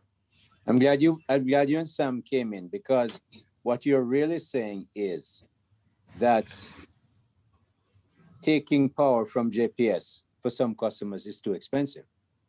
There are a number of costs that can go in. Vernon will say, all right, we have a differential tax system, and I'm sure you have reason to say that. Then, you know, Gary and Sam will say, look, it's our cost. We're not looking at full cost, but you guys have good cost accountants. And I'm suppose you would put that to your regulator. The point, though, is that people are leaving something that is expensive to go to something that they see that is cheaper. That is the bottom line. And when I look at the composition of your cost, I see that 55%, I think we can bring up back the pie chart, correct me if I'm wrong, it comes from using the source of energy. Therefore, and I see that we're talking about $200 million US, a lot of money. In any jurisdiction, and certainly in Jamaica jurisdiction, it's a big one for the loss of electricity. I take your point, Vernon and Mr. Mack, who brought that up. No problem. But look at your 55%. Now, why am I highlighting that? Because if that's the biggest, when I'm running a business, when I was running a business, I always go first, hey, where my biggest revenues come from, and I protect them. So my big customers would get the best service. Unfortunately, that's true. Usually I then get the money from the big customers to better the service for my poorer ones. I was in banking, for those who don't know. However, when I look at my costs, I go to my cost guys and say, hey, it is costing me so much to produce one letter of credit. I break it right down to the level because it's a big cost. My operations cost is big. How do I reduce this? I reduce this by technology. I reduce this by buying better, and I reduce this by competition. So here, why I'm bringing that 55% up is I'm linking it with ROFR. ROFR is a privilege that your company has by contract. I understand that. But you know, as I listened to your conversations today, I was reminded a little bit of Alexander Pope. Let me tell you who he was. He was a guy who lived in the 17th century. And he wrote a poem, and one of the verses, one of the lines that stand out says, whatever is right. And I listen to you and just hear nothing can change. Oh, we can adjust the clarification. We can make sure it is more transparent. Yes, you emphasize transparency, good, but you're not emphasizing competition, bad. In other words, as we look, and this is forcing some people to think about the fact that maybe you should have competition for the production or delivery of the sources of energy across the board. No ROFR. ROFR may have been fine in 2001, as Member Paul said, with that history, but to defend, and I mean, there was almost a rigid resistance, Mr. Chairman, to anything about changing what exists. Talk about balance, they talk about risk, and when your big customers leave, you're going to have to have the small ones who stay pay more. So government, make sure you realize you're responsible for this, that they will pay more. In other words, there's an issue of fear in there. We have to come to this and say, look, we do all, and I honestly believe that all of us do want a better solution. We all have constituencies. I'm now a public servant, and you have shareholders and suppliers and so on who you have to think about. But in the end, we have to think about Jamaica Inc. What is best for Jamaica? And I hear you say that your transmission light and so on and your distribution systems have been upgraded, but probably needs more. There will have to be some thinking about how all this is managed. Is one side supporting the other to the detriment of the consumer? And that's why we as policymakers have to look across the whole range of activities. So when I look at the cosmetic changes that are being suggested by JPS, no real change, because I hear every time the speaker comes up, be careful of that balance. Don't change this. What we have is good, but what we have is extremely costly.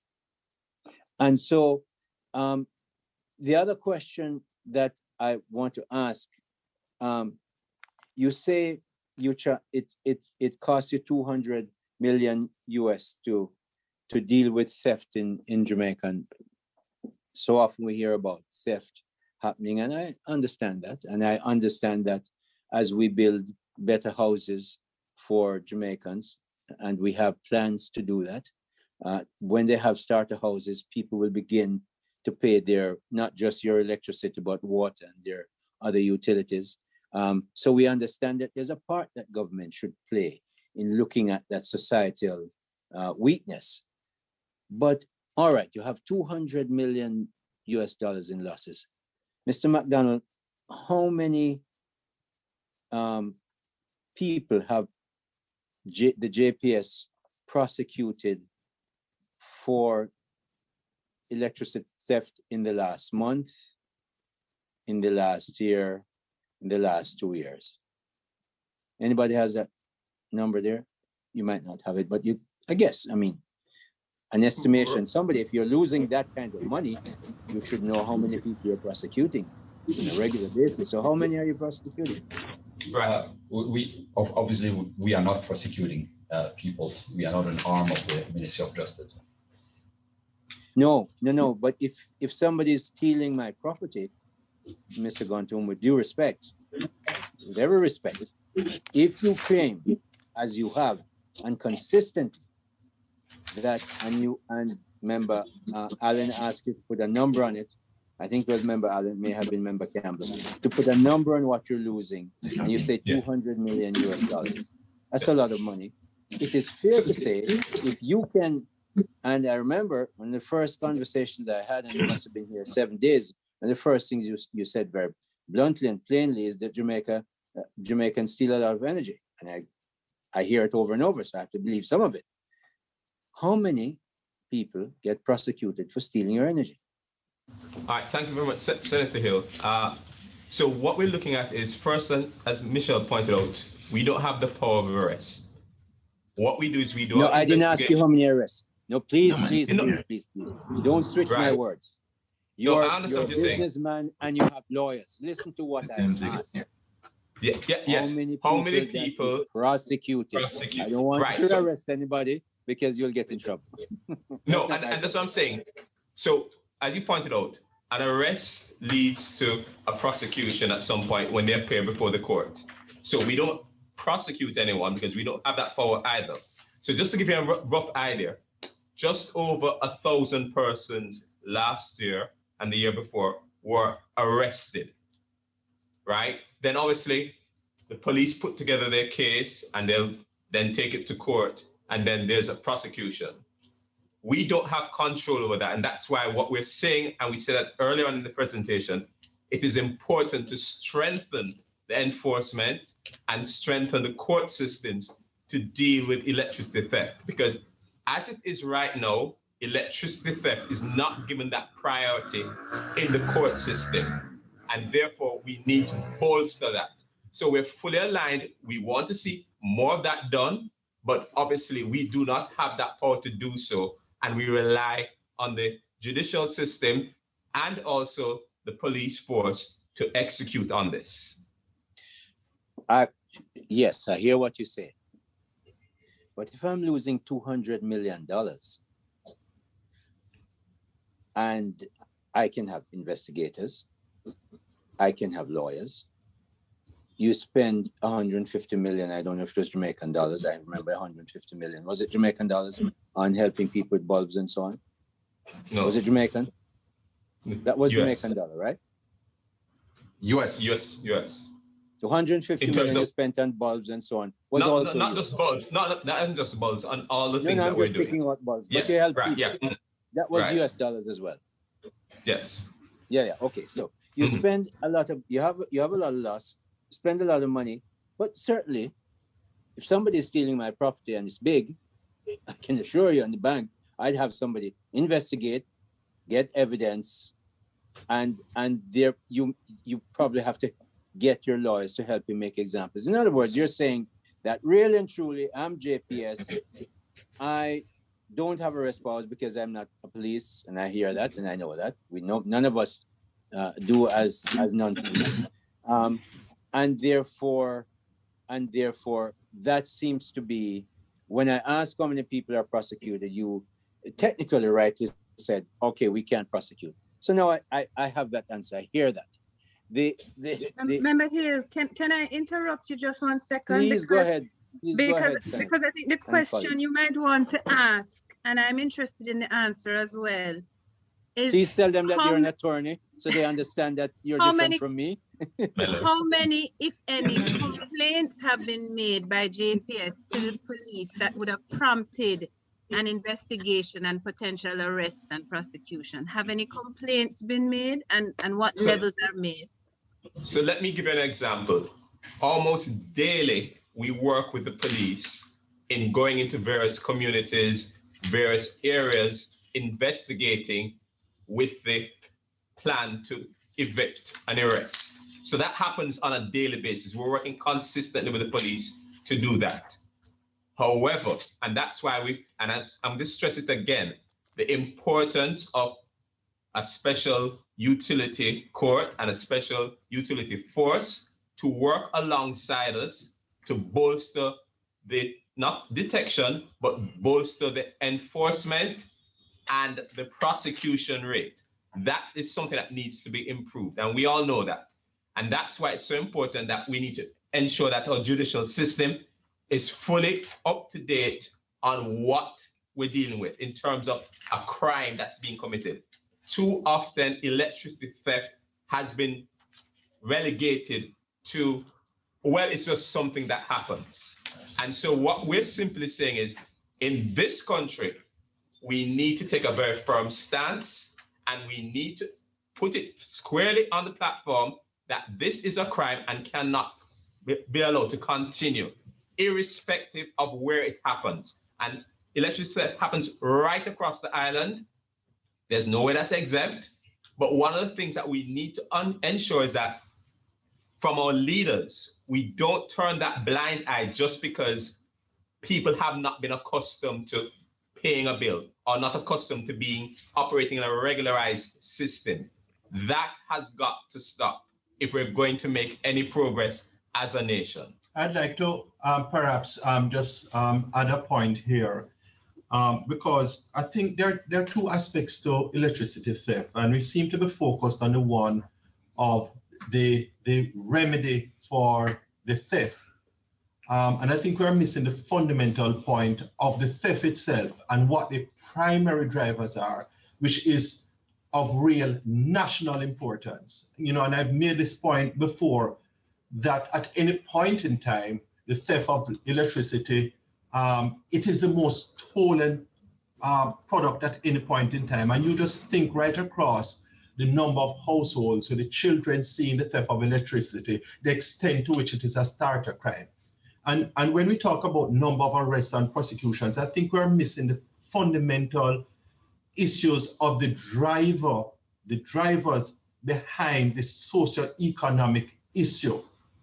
And I think that is where the discussion needs to be focused. What are the drivers? What we have seen, and we have visited other countries, Brazil, India, we have been to many seminars, that there's been no nation that has been able to deal with this issue of the theft of electricity without government leading and without recognizing the social drivers, the socio-economic drivers of the theft of electricity. And I think that is where the focus needs to be. Gary, your passion seems to have missed my opening comment. I made it very clear that the government has a responsibility and is stepping up to it. When people have better housing, a major social issue, much of that will go down. So don't forget that I am taking that on, but I'm doing something else. Gary, if you have $200 million US of electricity theft annually, that can't be, much of that can't be just ordinary little people. How much of that in your assessment, as I imagine you must have, comes from what we wouldn't know, what we would call either commercial or bigger clients? Or is it so, all these people who are stealing and throw wires, those are relatively small players. $200 million a year, Sam tells me it's a lot of other than small, poor people taking this. What kind of analysis do you, gentlemen and lady, have on that query? And your camera has gone away to the parking lot. Yeah. Okay, yeah, we're back. I can see this. Thank you. Right. Ramsey. Yeah, Mr. Ramsey, how can you explain that a bit for me?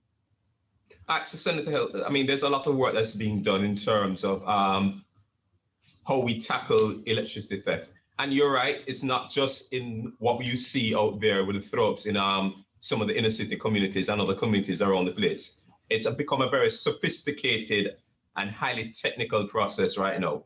And again, we have over 100 members of our team doing daily audits. And just to give you an example, you go into a home, and one of the things we've done in the implementation of our smart meters, we're able to be a bit more surgical in identifying where the usage drop-off has been. And that's been a wonderful tool, but it's just a tool. One of the things we've spent time doing is we go into homes as we do our daily audits.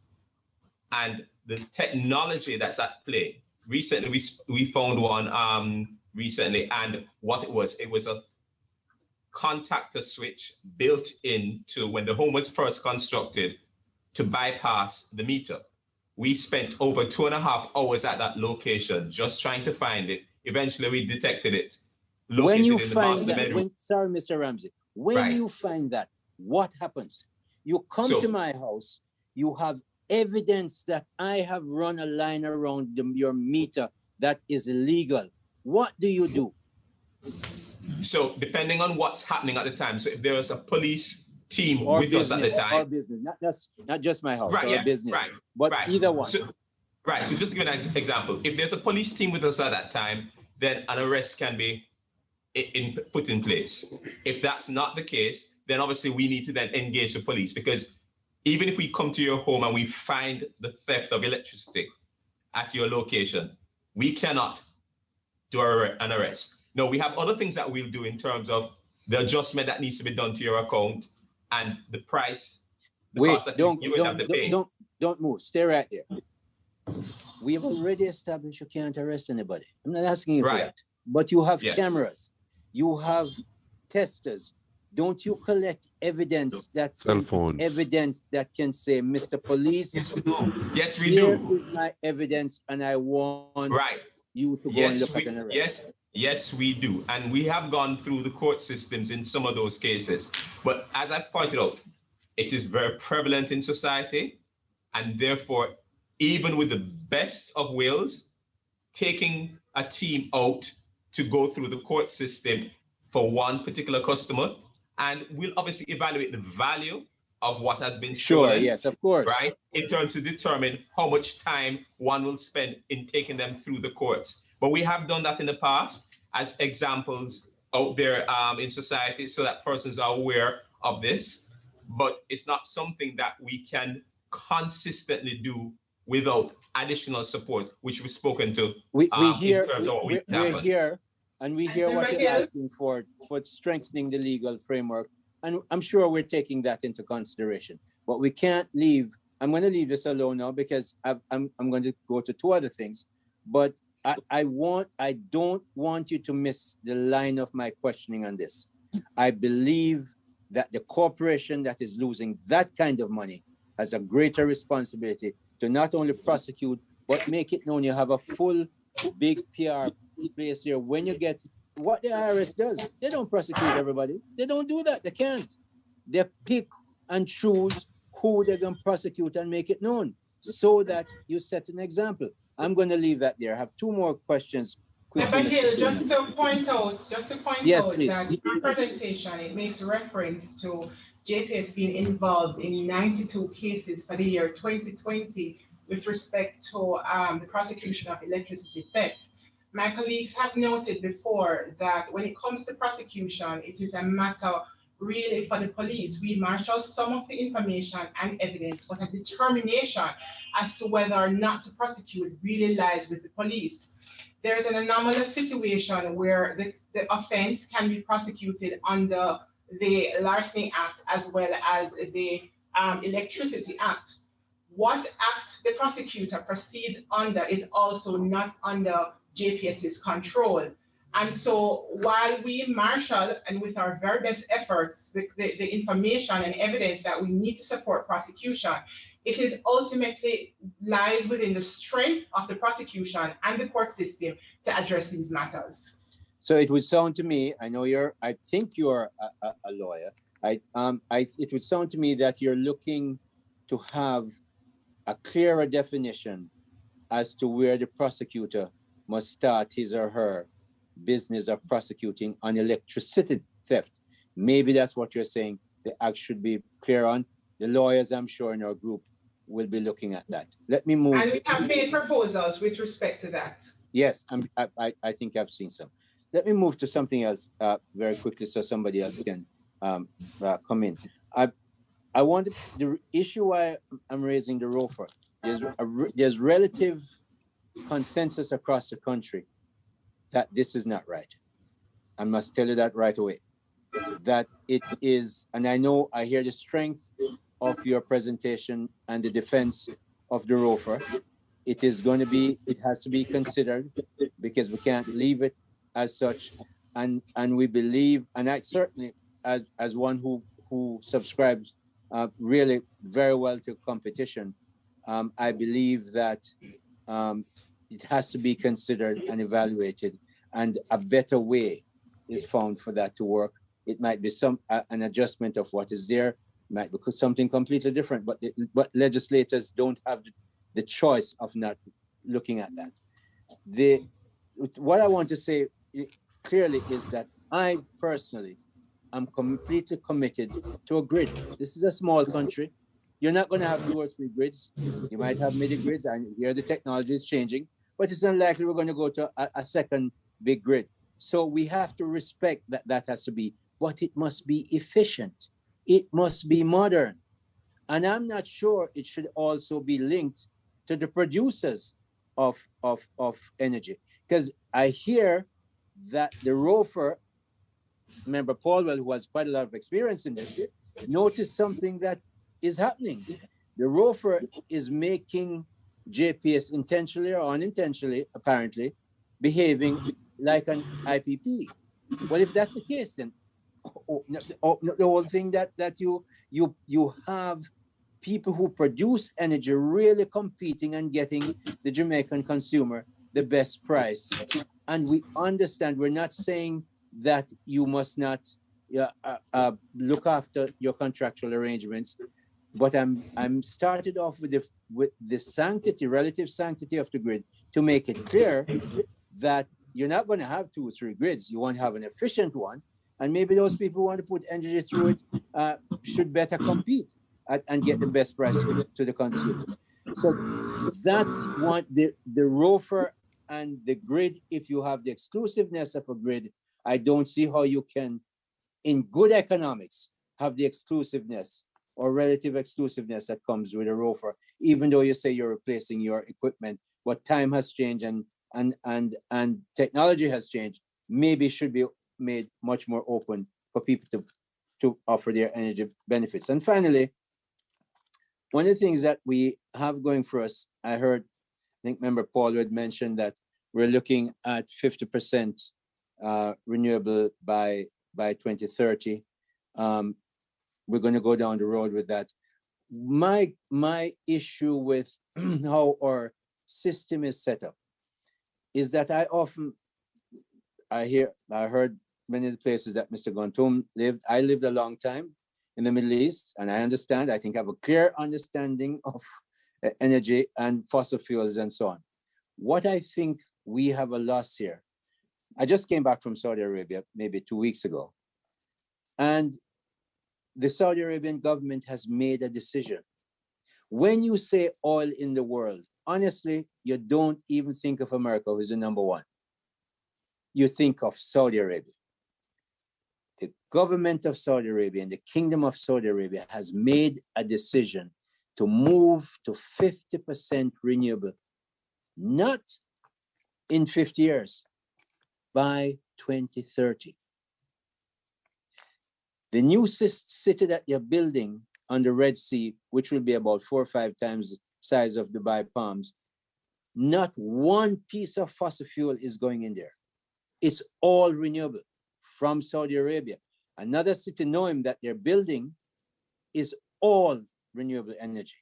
And we in Jamaica, the only energy we have really is the sun. Minister Paul will tell you that we all have, both sides of the political aisle have drilled for oil till we're tired. We haven't found any yet, but we have the sun. But ordinary Jamaicans are not being allowed to use that as effectively and easily as they should be. We have to contemplate that. And since it's one of Jamaica's biggest assets, we better find a better way to use it. So I'm saying to you, I don't see why we're using so much foreign currency, and I understand finance, why we're using so much foreign currency to make sure other people in other countries have job producing oil, and we have so much sun here much of the time of the year, not all the time.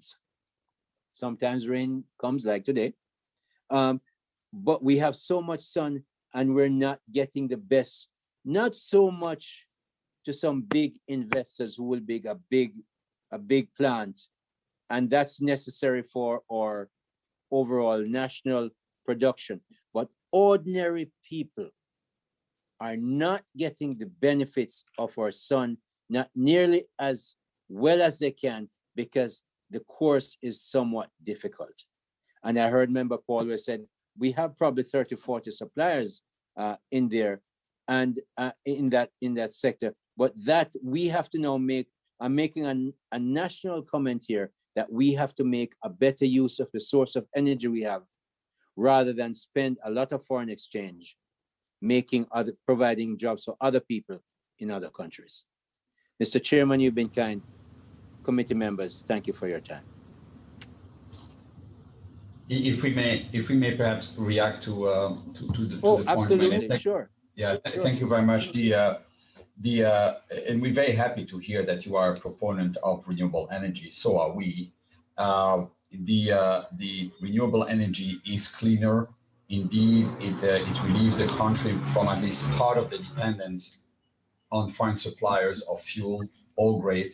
What we're saying, we just have to be careful, and it's not just us. The RRP itself, once again commissioned by the government, is carefully balancing the need for and the policy decision to have more renewable as an admirable goal for the future, together with the need to ensure reliability and stability of the grid.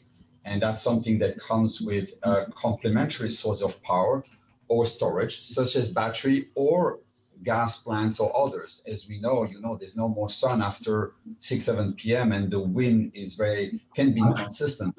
And therefore, the right mix is exactly what the RRP was trying to get at in terms of balancing at any point in time for the next 20 years, the right proportion of thermal power and renewable power. And we totally agree with that. And we made our comments earlier on that whatever energy sources we would put under the ROFR or otherwise, SJPS, or any additional capacity that other IPPs would put, independent power producers, would have to fit that mix of thermal and renewable, so that indeed the grid, and that's now our responsibility, remain balanced and able to supply consumers at any point in time. So we are proponents of renewables in the right conditions. That's absolutely one important piece of the supply of energy. Absolutely. I remember here, one quick question. Sorry, I have one question that I didn't ask, and it relates to the 20% that I think Member Allen raised as well. And it's this, constantly we're told rightly that the GP decides, and that the word is very important, they decide on what the spare capacity, allow me to use that term, and the JPS is back. The spare capacity, the reserve capacity rather, I think is the term that they use. You're back, I can see you. But my question is this: how much advice do you give, and how much of your advice has to be taken before the GP makes the decision? But how integral are you? You have to be in that reserve amount that is decided. Somebody explain that for me. And it's not a trick question. I'm really just asking, because your JPS, they can't make up a reserve without talking to you. How does that work?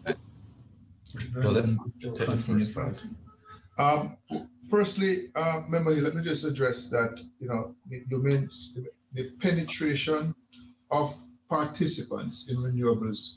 I would like to redirect you to our recommendation in terms of rooftop solar, because one of the things that our considered view as well is to deepen the penetration of participants in a way that is sustainable and reliable. And I think we believe the unutilized rooftop, particularly in the metropolitan region and east of the load center, is where we'd love to see a lot of penetration of rooftop solar. We made a specific recommendation there. And that also addresses your inherent concern around penetration of investors, where every potential rooftop owner, participate in the market versus just a few. So I just wanted to highlight that particular aspect that you might have missed early on. Right. And if I may say, Member Hill, and first maybe let me start with you, our presentation of the ROFA being seen as a defensive mechanism to maintain maybe what could be considered inefficiencies. Nothing wrong with a good defense in the system. No, I'm just saying that, just good point. Bear in mind, however, Member Hill, that the framework under which the ROFA is executed certainly starts with the integrated resource plan. It will take into account the government's agenda for renewables, whether it's 50% by whatever date, 30%. And with that construct in place, our exercise of the ROFA would certainly be in sync with that futuristic plan that the integrated resource planning process would be putting in place. So it is not in conflict with what the IRP would show as what's best for a progressive agenda for the electricity sector. The reserve margin, just so, as a point of correction, is not determined by the GPE. That goes into the planning of the integrated resource planning, which is, as far as we know and understand, the remit of the ministry. The GPE would come into place when it's time for the procurement. One correction. The reason I said one of your speakers said that the reserve went through the GPE. So fine, move on. That's what I'm not saying. Okay, so I picked it up from there. All right. So even with that reserve margin, the exercise of the ROFA would certainly, all of that would have to be taken in consideration. Renewables agenda, reserve margin, most efficient assets on the grid. And the replacement of the assets, just to be very clear, it's not a replacement in kind. It's replacing with what best to get to an avoided cost, which would be determined through accepted economic principles used worldwide. So I just wanted to— All right, Joseph, I heard you, and this is my response. This is my response. Many people might not agree with you on your claim that the IRP is what drives those costs, but it's an avoided cost. Some people argue that. I'm not saying that you're right or wrong. And the last thing I'm going to leave with you, and so the IRP is not necessarily the driver, but something else. What I'm going to leave with you is that the key question is, how does the ROFA lower the cost of the ratepayer, given that generation accounts for 55% of the cost according to your chart? I'm going to leave that question hanging because it's one I'm going to give a lot of thinking to. So Member Hill and members and the JPS team, we have got 2.5 hours, and we are 2 hours, 2.5 hours, and we are nowhere near finished in relation to allowing persons to ask questions, follow-up questions, persons who have not spoken as yet. We have supporting people, staff like the AGC and others, obviously, who have other engagements based on the fact that we usually set about 2 hours for a meeting. I'm going to humbly suggest that we allow the persons who have not raised questions as yet to raise them. And I'm going to suggest that we set another date for the completion of the JPS presentation, which they are presented in terms of the follow-up questions, because as was expected, there are a number of questions, and then the answers that come from JPS actually bring more questions, and it's an ongoing situation. And what I would not want to do is obviously not want to short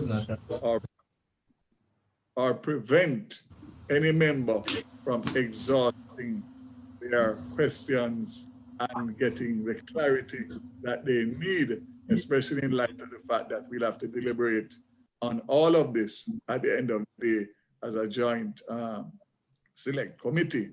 So I am putting it to the membership that definitively this will require, and we will probably have to set another time with an extended timeline for that particular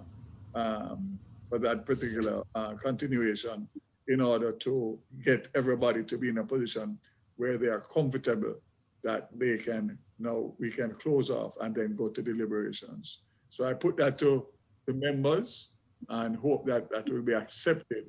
And then I would ask for persons who have follow-up questions to hold those questions and to allow, I think it's Member Hilton and Member Miller to at least pose their initial questions to allow us to close off for today. Thank you. Thank you. Yes. Thank you, Chairman. Chairman, in response to your suggestion, the team has the benefit, the committee has the benefit of the entire JPS team here today to respond to questions. Preferably, we would like to go as far as we can in responding to the questions, but just to note that we have completed our presentation, and I think a better option would be for us to write and give a fulsome response to any additional questions that may be left over from this presentation, or to aid the deliberations. The problem with that, with due respect, is that the responses to the questions will raise more questions. So that would be a paper trail that would go from now until we don't know when. Because if I ask my membership to put your questions in writing and you respond to them, your responses will not be definitive enough to answer all the questions in the entirety of what the members will want to start with. So it will require. I certainly wouldn't find that a workable option, Chairman. I do agree that I certainly have additional questions in relation to the specific legislative amendments that have been proposed, and I would wish the opportunity to interrogate on those matters. This is the Joint Select Committee of Parliament, please. Exactly, and I agree with the legislative body of the country. So we turn up. Thank you, Mr. My Chair. suggestion. We will. My suggestion, members, would be definitively to set another day, set an extended period instead of the regular 2.5 hours, which we always do, to set what's required. So we leave the day open to get to the end of the presentation and the responses and questions to that presentation. So that would be my proposal, to have this matter continued to a point of conclusion at the next sitting. Chairman. I'm happy to assist with the deliberations of the committee, and we will work out a mutually convenient time. Yes, well, I'll ask Ms. McCartney while we are continuing and closing off to just give me some days that are possible for another meeting, so that we can at least agree on the meeting before it goes out.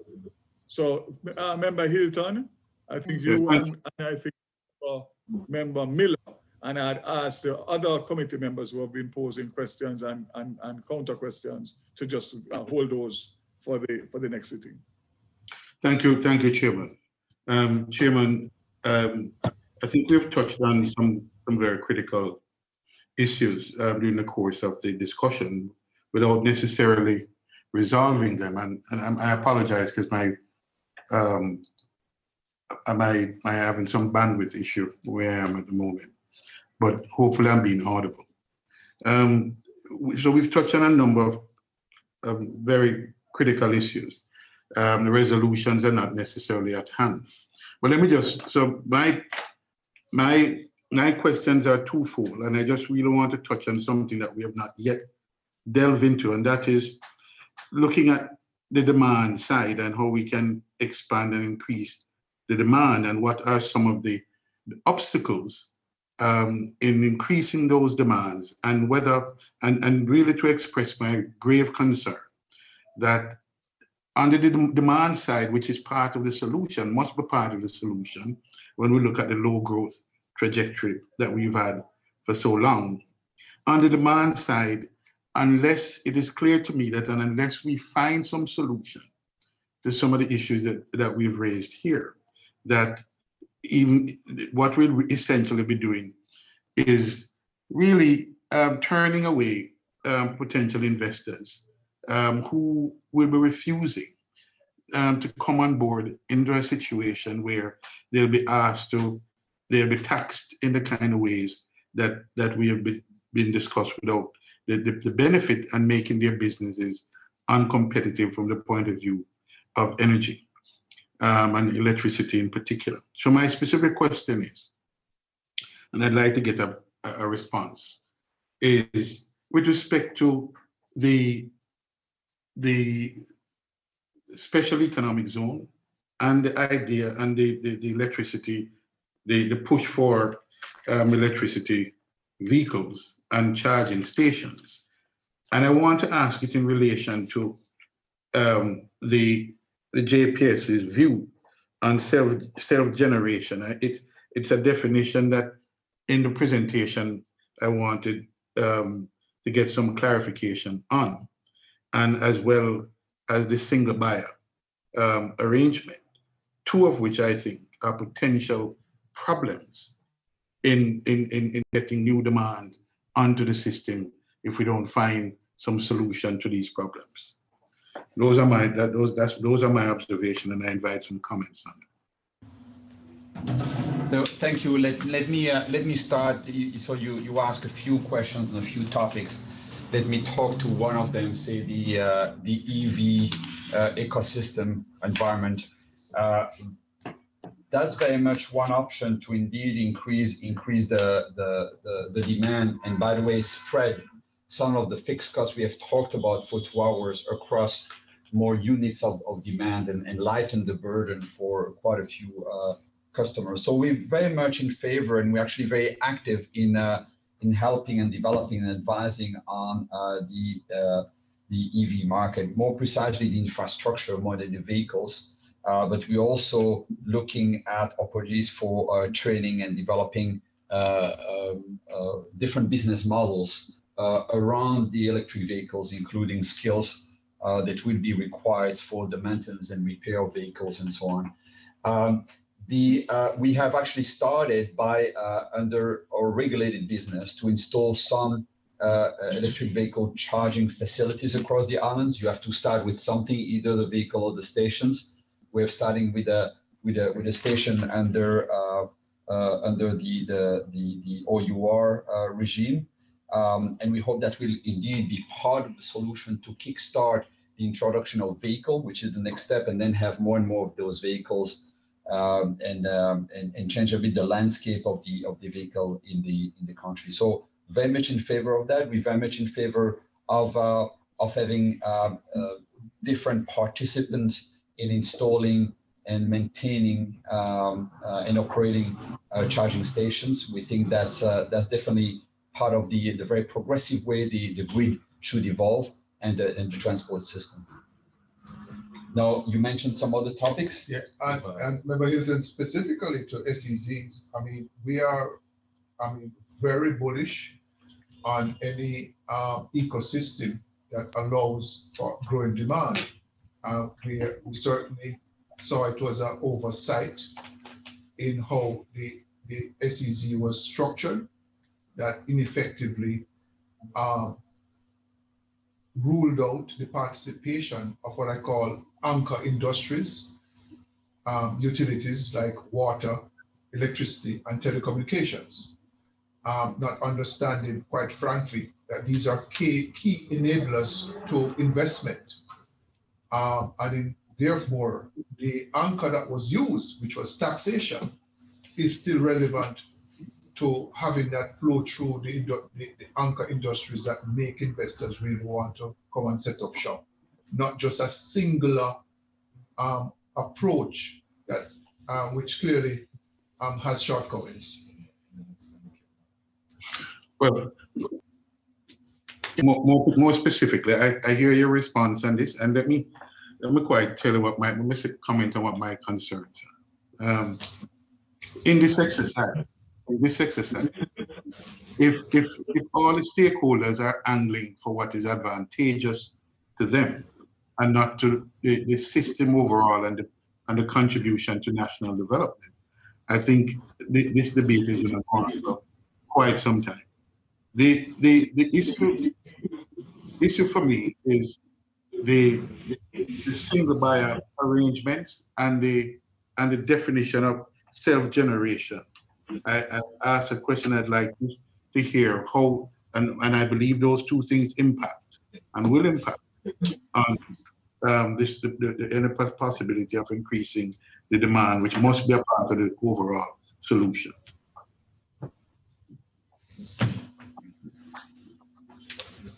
So perhaps, Member Hilton, we can speak to the issue of grid defection. And knowing that you're a lawyer, I suspect your question might be driven by the precision of the definition. But from our perspective, from the utilities perspective, it's more about the consequence and implication of, I think, two variations of what we would consider grid defection, which is, in the first instance, an entity, whether it is commercial or an individual, leaving the grid and using an alternative means of supplying energy to itself without any grid tie, which means typically that if they are using renewables, that they would typically have batteries for backup at nights, or if they're coming off the grid, say a commercial entity, that they would have put in generation that serves their need right throughout the day. And the other variation is what we would, grid defection is what we would call grid tie, or sometimes you could refer to that as load shifting, which is that they have solar only and they are off the grid during the day, and at night, when the sun obviously is not shining, they then connect back to the grid. So that, I think, would be the simple definition of grid defection. And we are very clear, Member Hilton, that we are clear that in any, that we have a business model that supports the ecosystem of the producers who sell to us, and indeed the consumer base that we sell to, that can be circumvented. And we're very clear as to what our position is that regard. And self-generation, I think it's adequately defined for the purposes of what it ought to be. I hear it. Mm-hmm.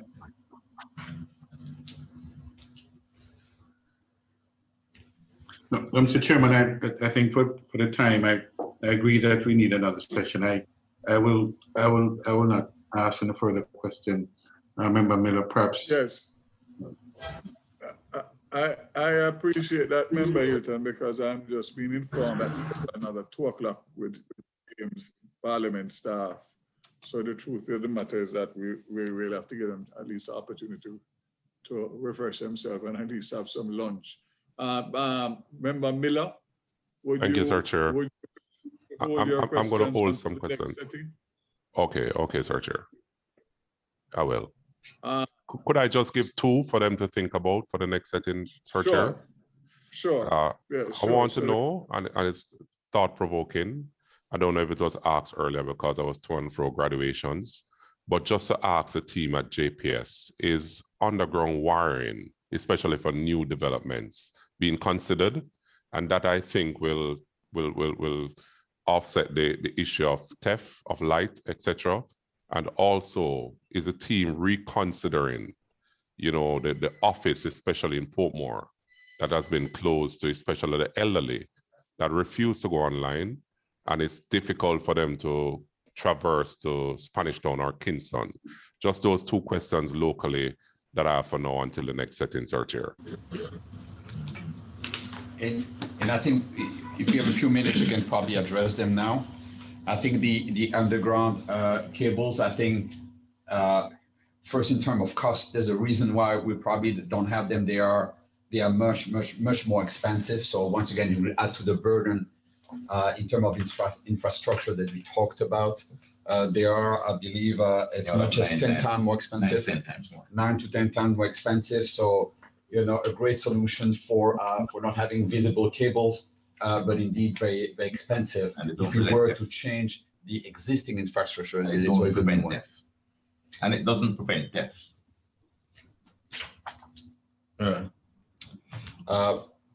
Second question about the Portmore office. Right, so Member Miller, in terms of the Portmore office, we have been working closely with a number of stakeholders in the Portmore area to ensure that all our customers are served. I know you mentioned the elderly, and I think one of the key things that we need to recognize is most of our customers, the main transaction that they would do on any given month is bill payment. And we have over 35 bill payment agencies in the Portmore area alone. So in terms of paying their bills, great convenience. A number of them don't have to go too far to pay. So they need to pay taxi fare and so on to come to an office.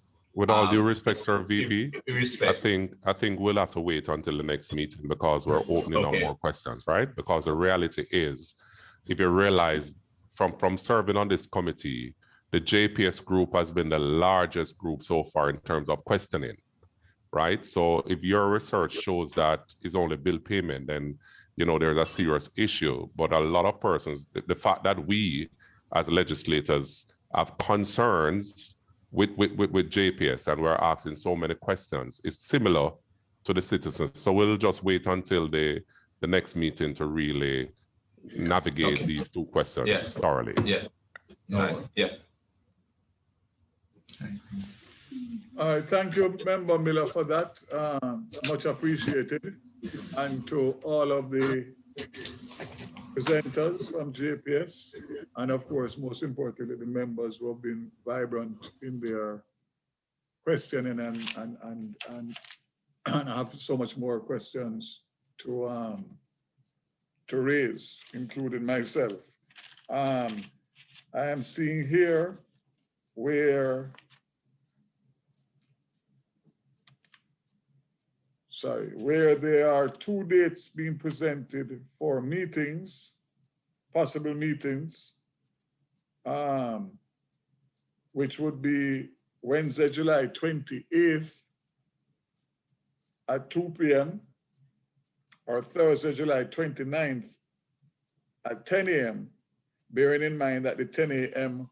would still have a 2 p.m. Committee meeting, follow-on committee meeting. So it would give us pretty much the 3 hours, a 3-hour window. And I guess on Wednesday the 20th at 2 p.m. would give us probably the same 3-hour window based on obviously the timelines for the staff at Parliament. So I mean, if the 3 hours is not enough, then obviously we'll have to set another meeting, but we can try and at least to set aside the 3 hour and of course proceed on the continuation of the questioning. What I would not want is to, because of time constraints, to limit this important segment of the deliberations on the act, and therefore if it means that the August break for Parliament would intervene, well, so may it be. But I would not want to limit it to say that we have another 3-hour window. We are going to take as long as it takes to make sure that we are fully satisfied, so that when we go to deliberate, we are very clear in relation to all of the issues that have come out. One consideration, Chairman. Yes. I believe Parliament might be in recess by those days. That's what I'm feeling as so well. So those will be 2 good days. We should choose one of them and take them. Yeah. So it's up to the committee members for the 28th or the 29th. One at the 28th at 2 p.m., 29th at 10 a.m. Either one works for me.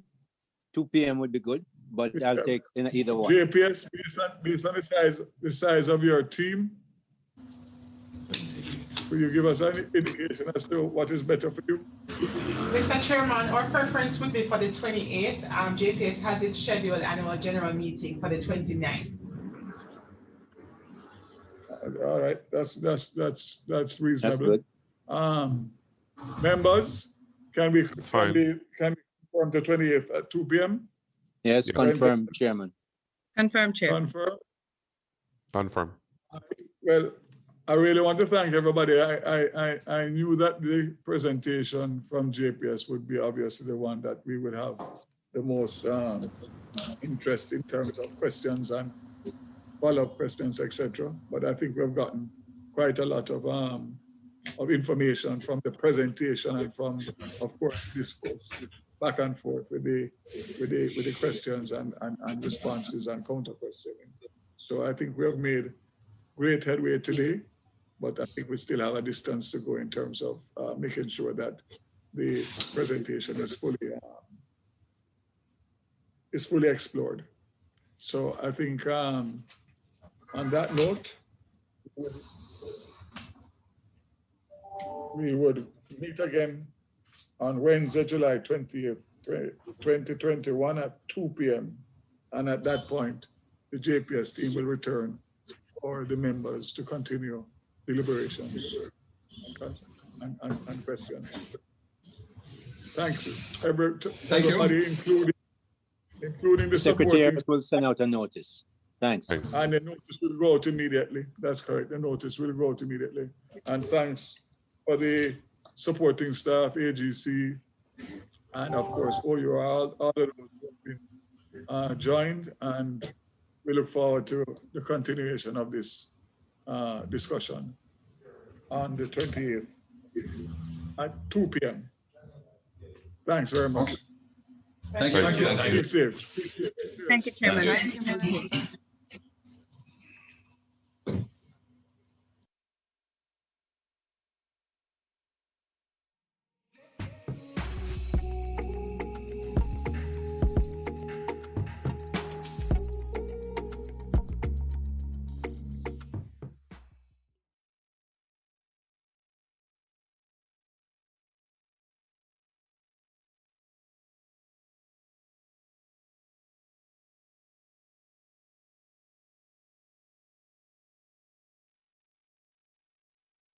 A lot of my family members, they lose their life due to gang violence. My cousin, my uncle, all kind of people.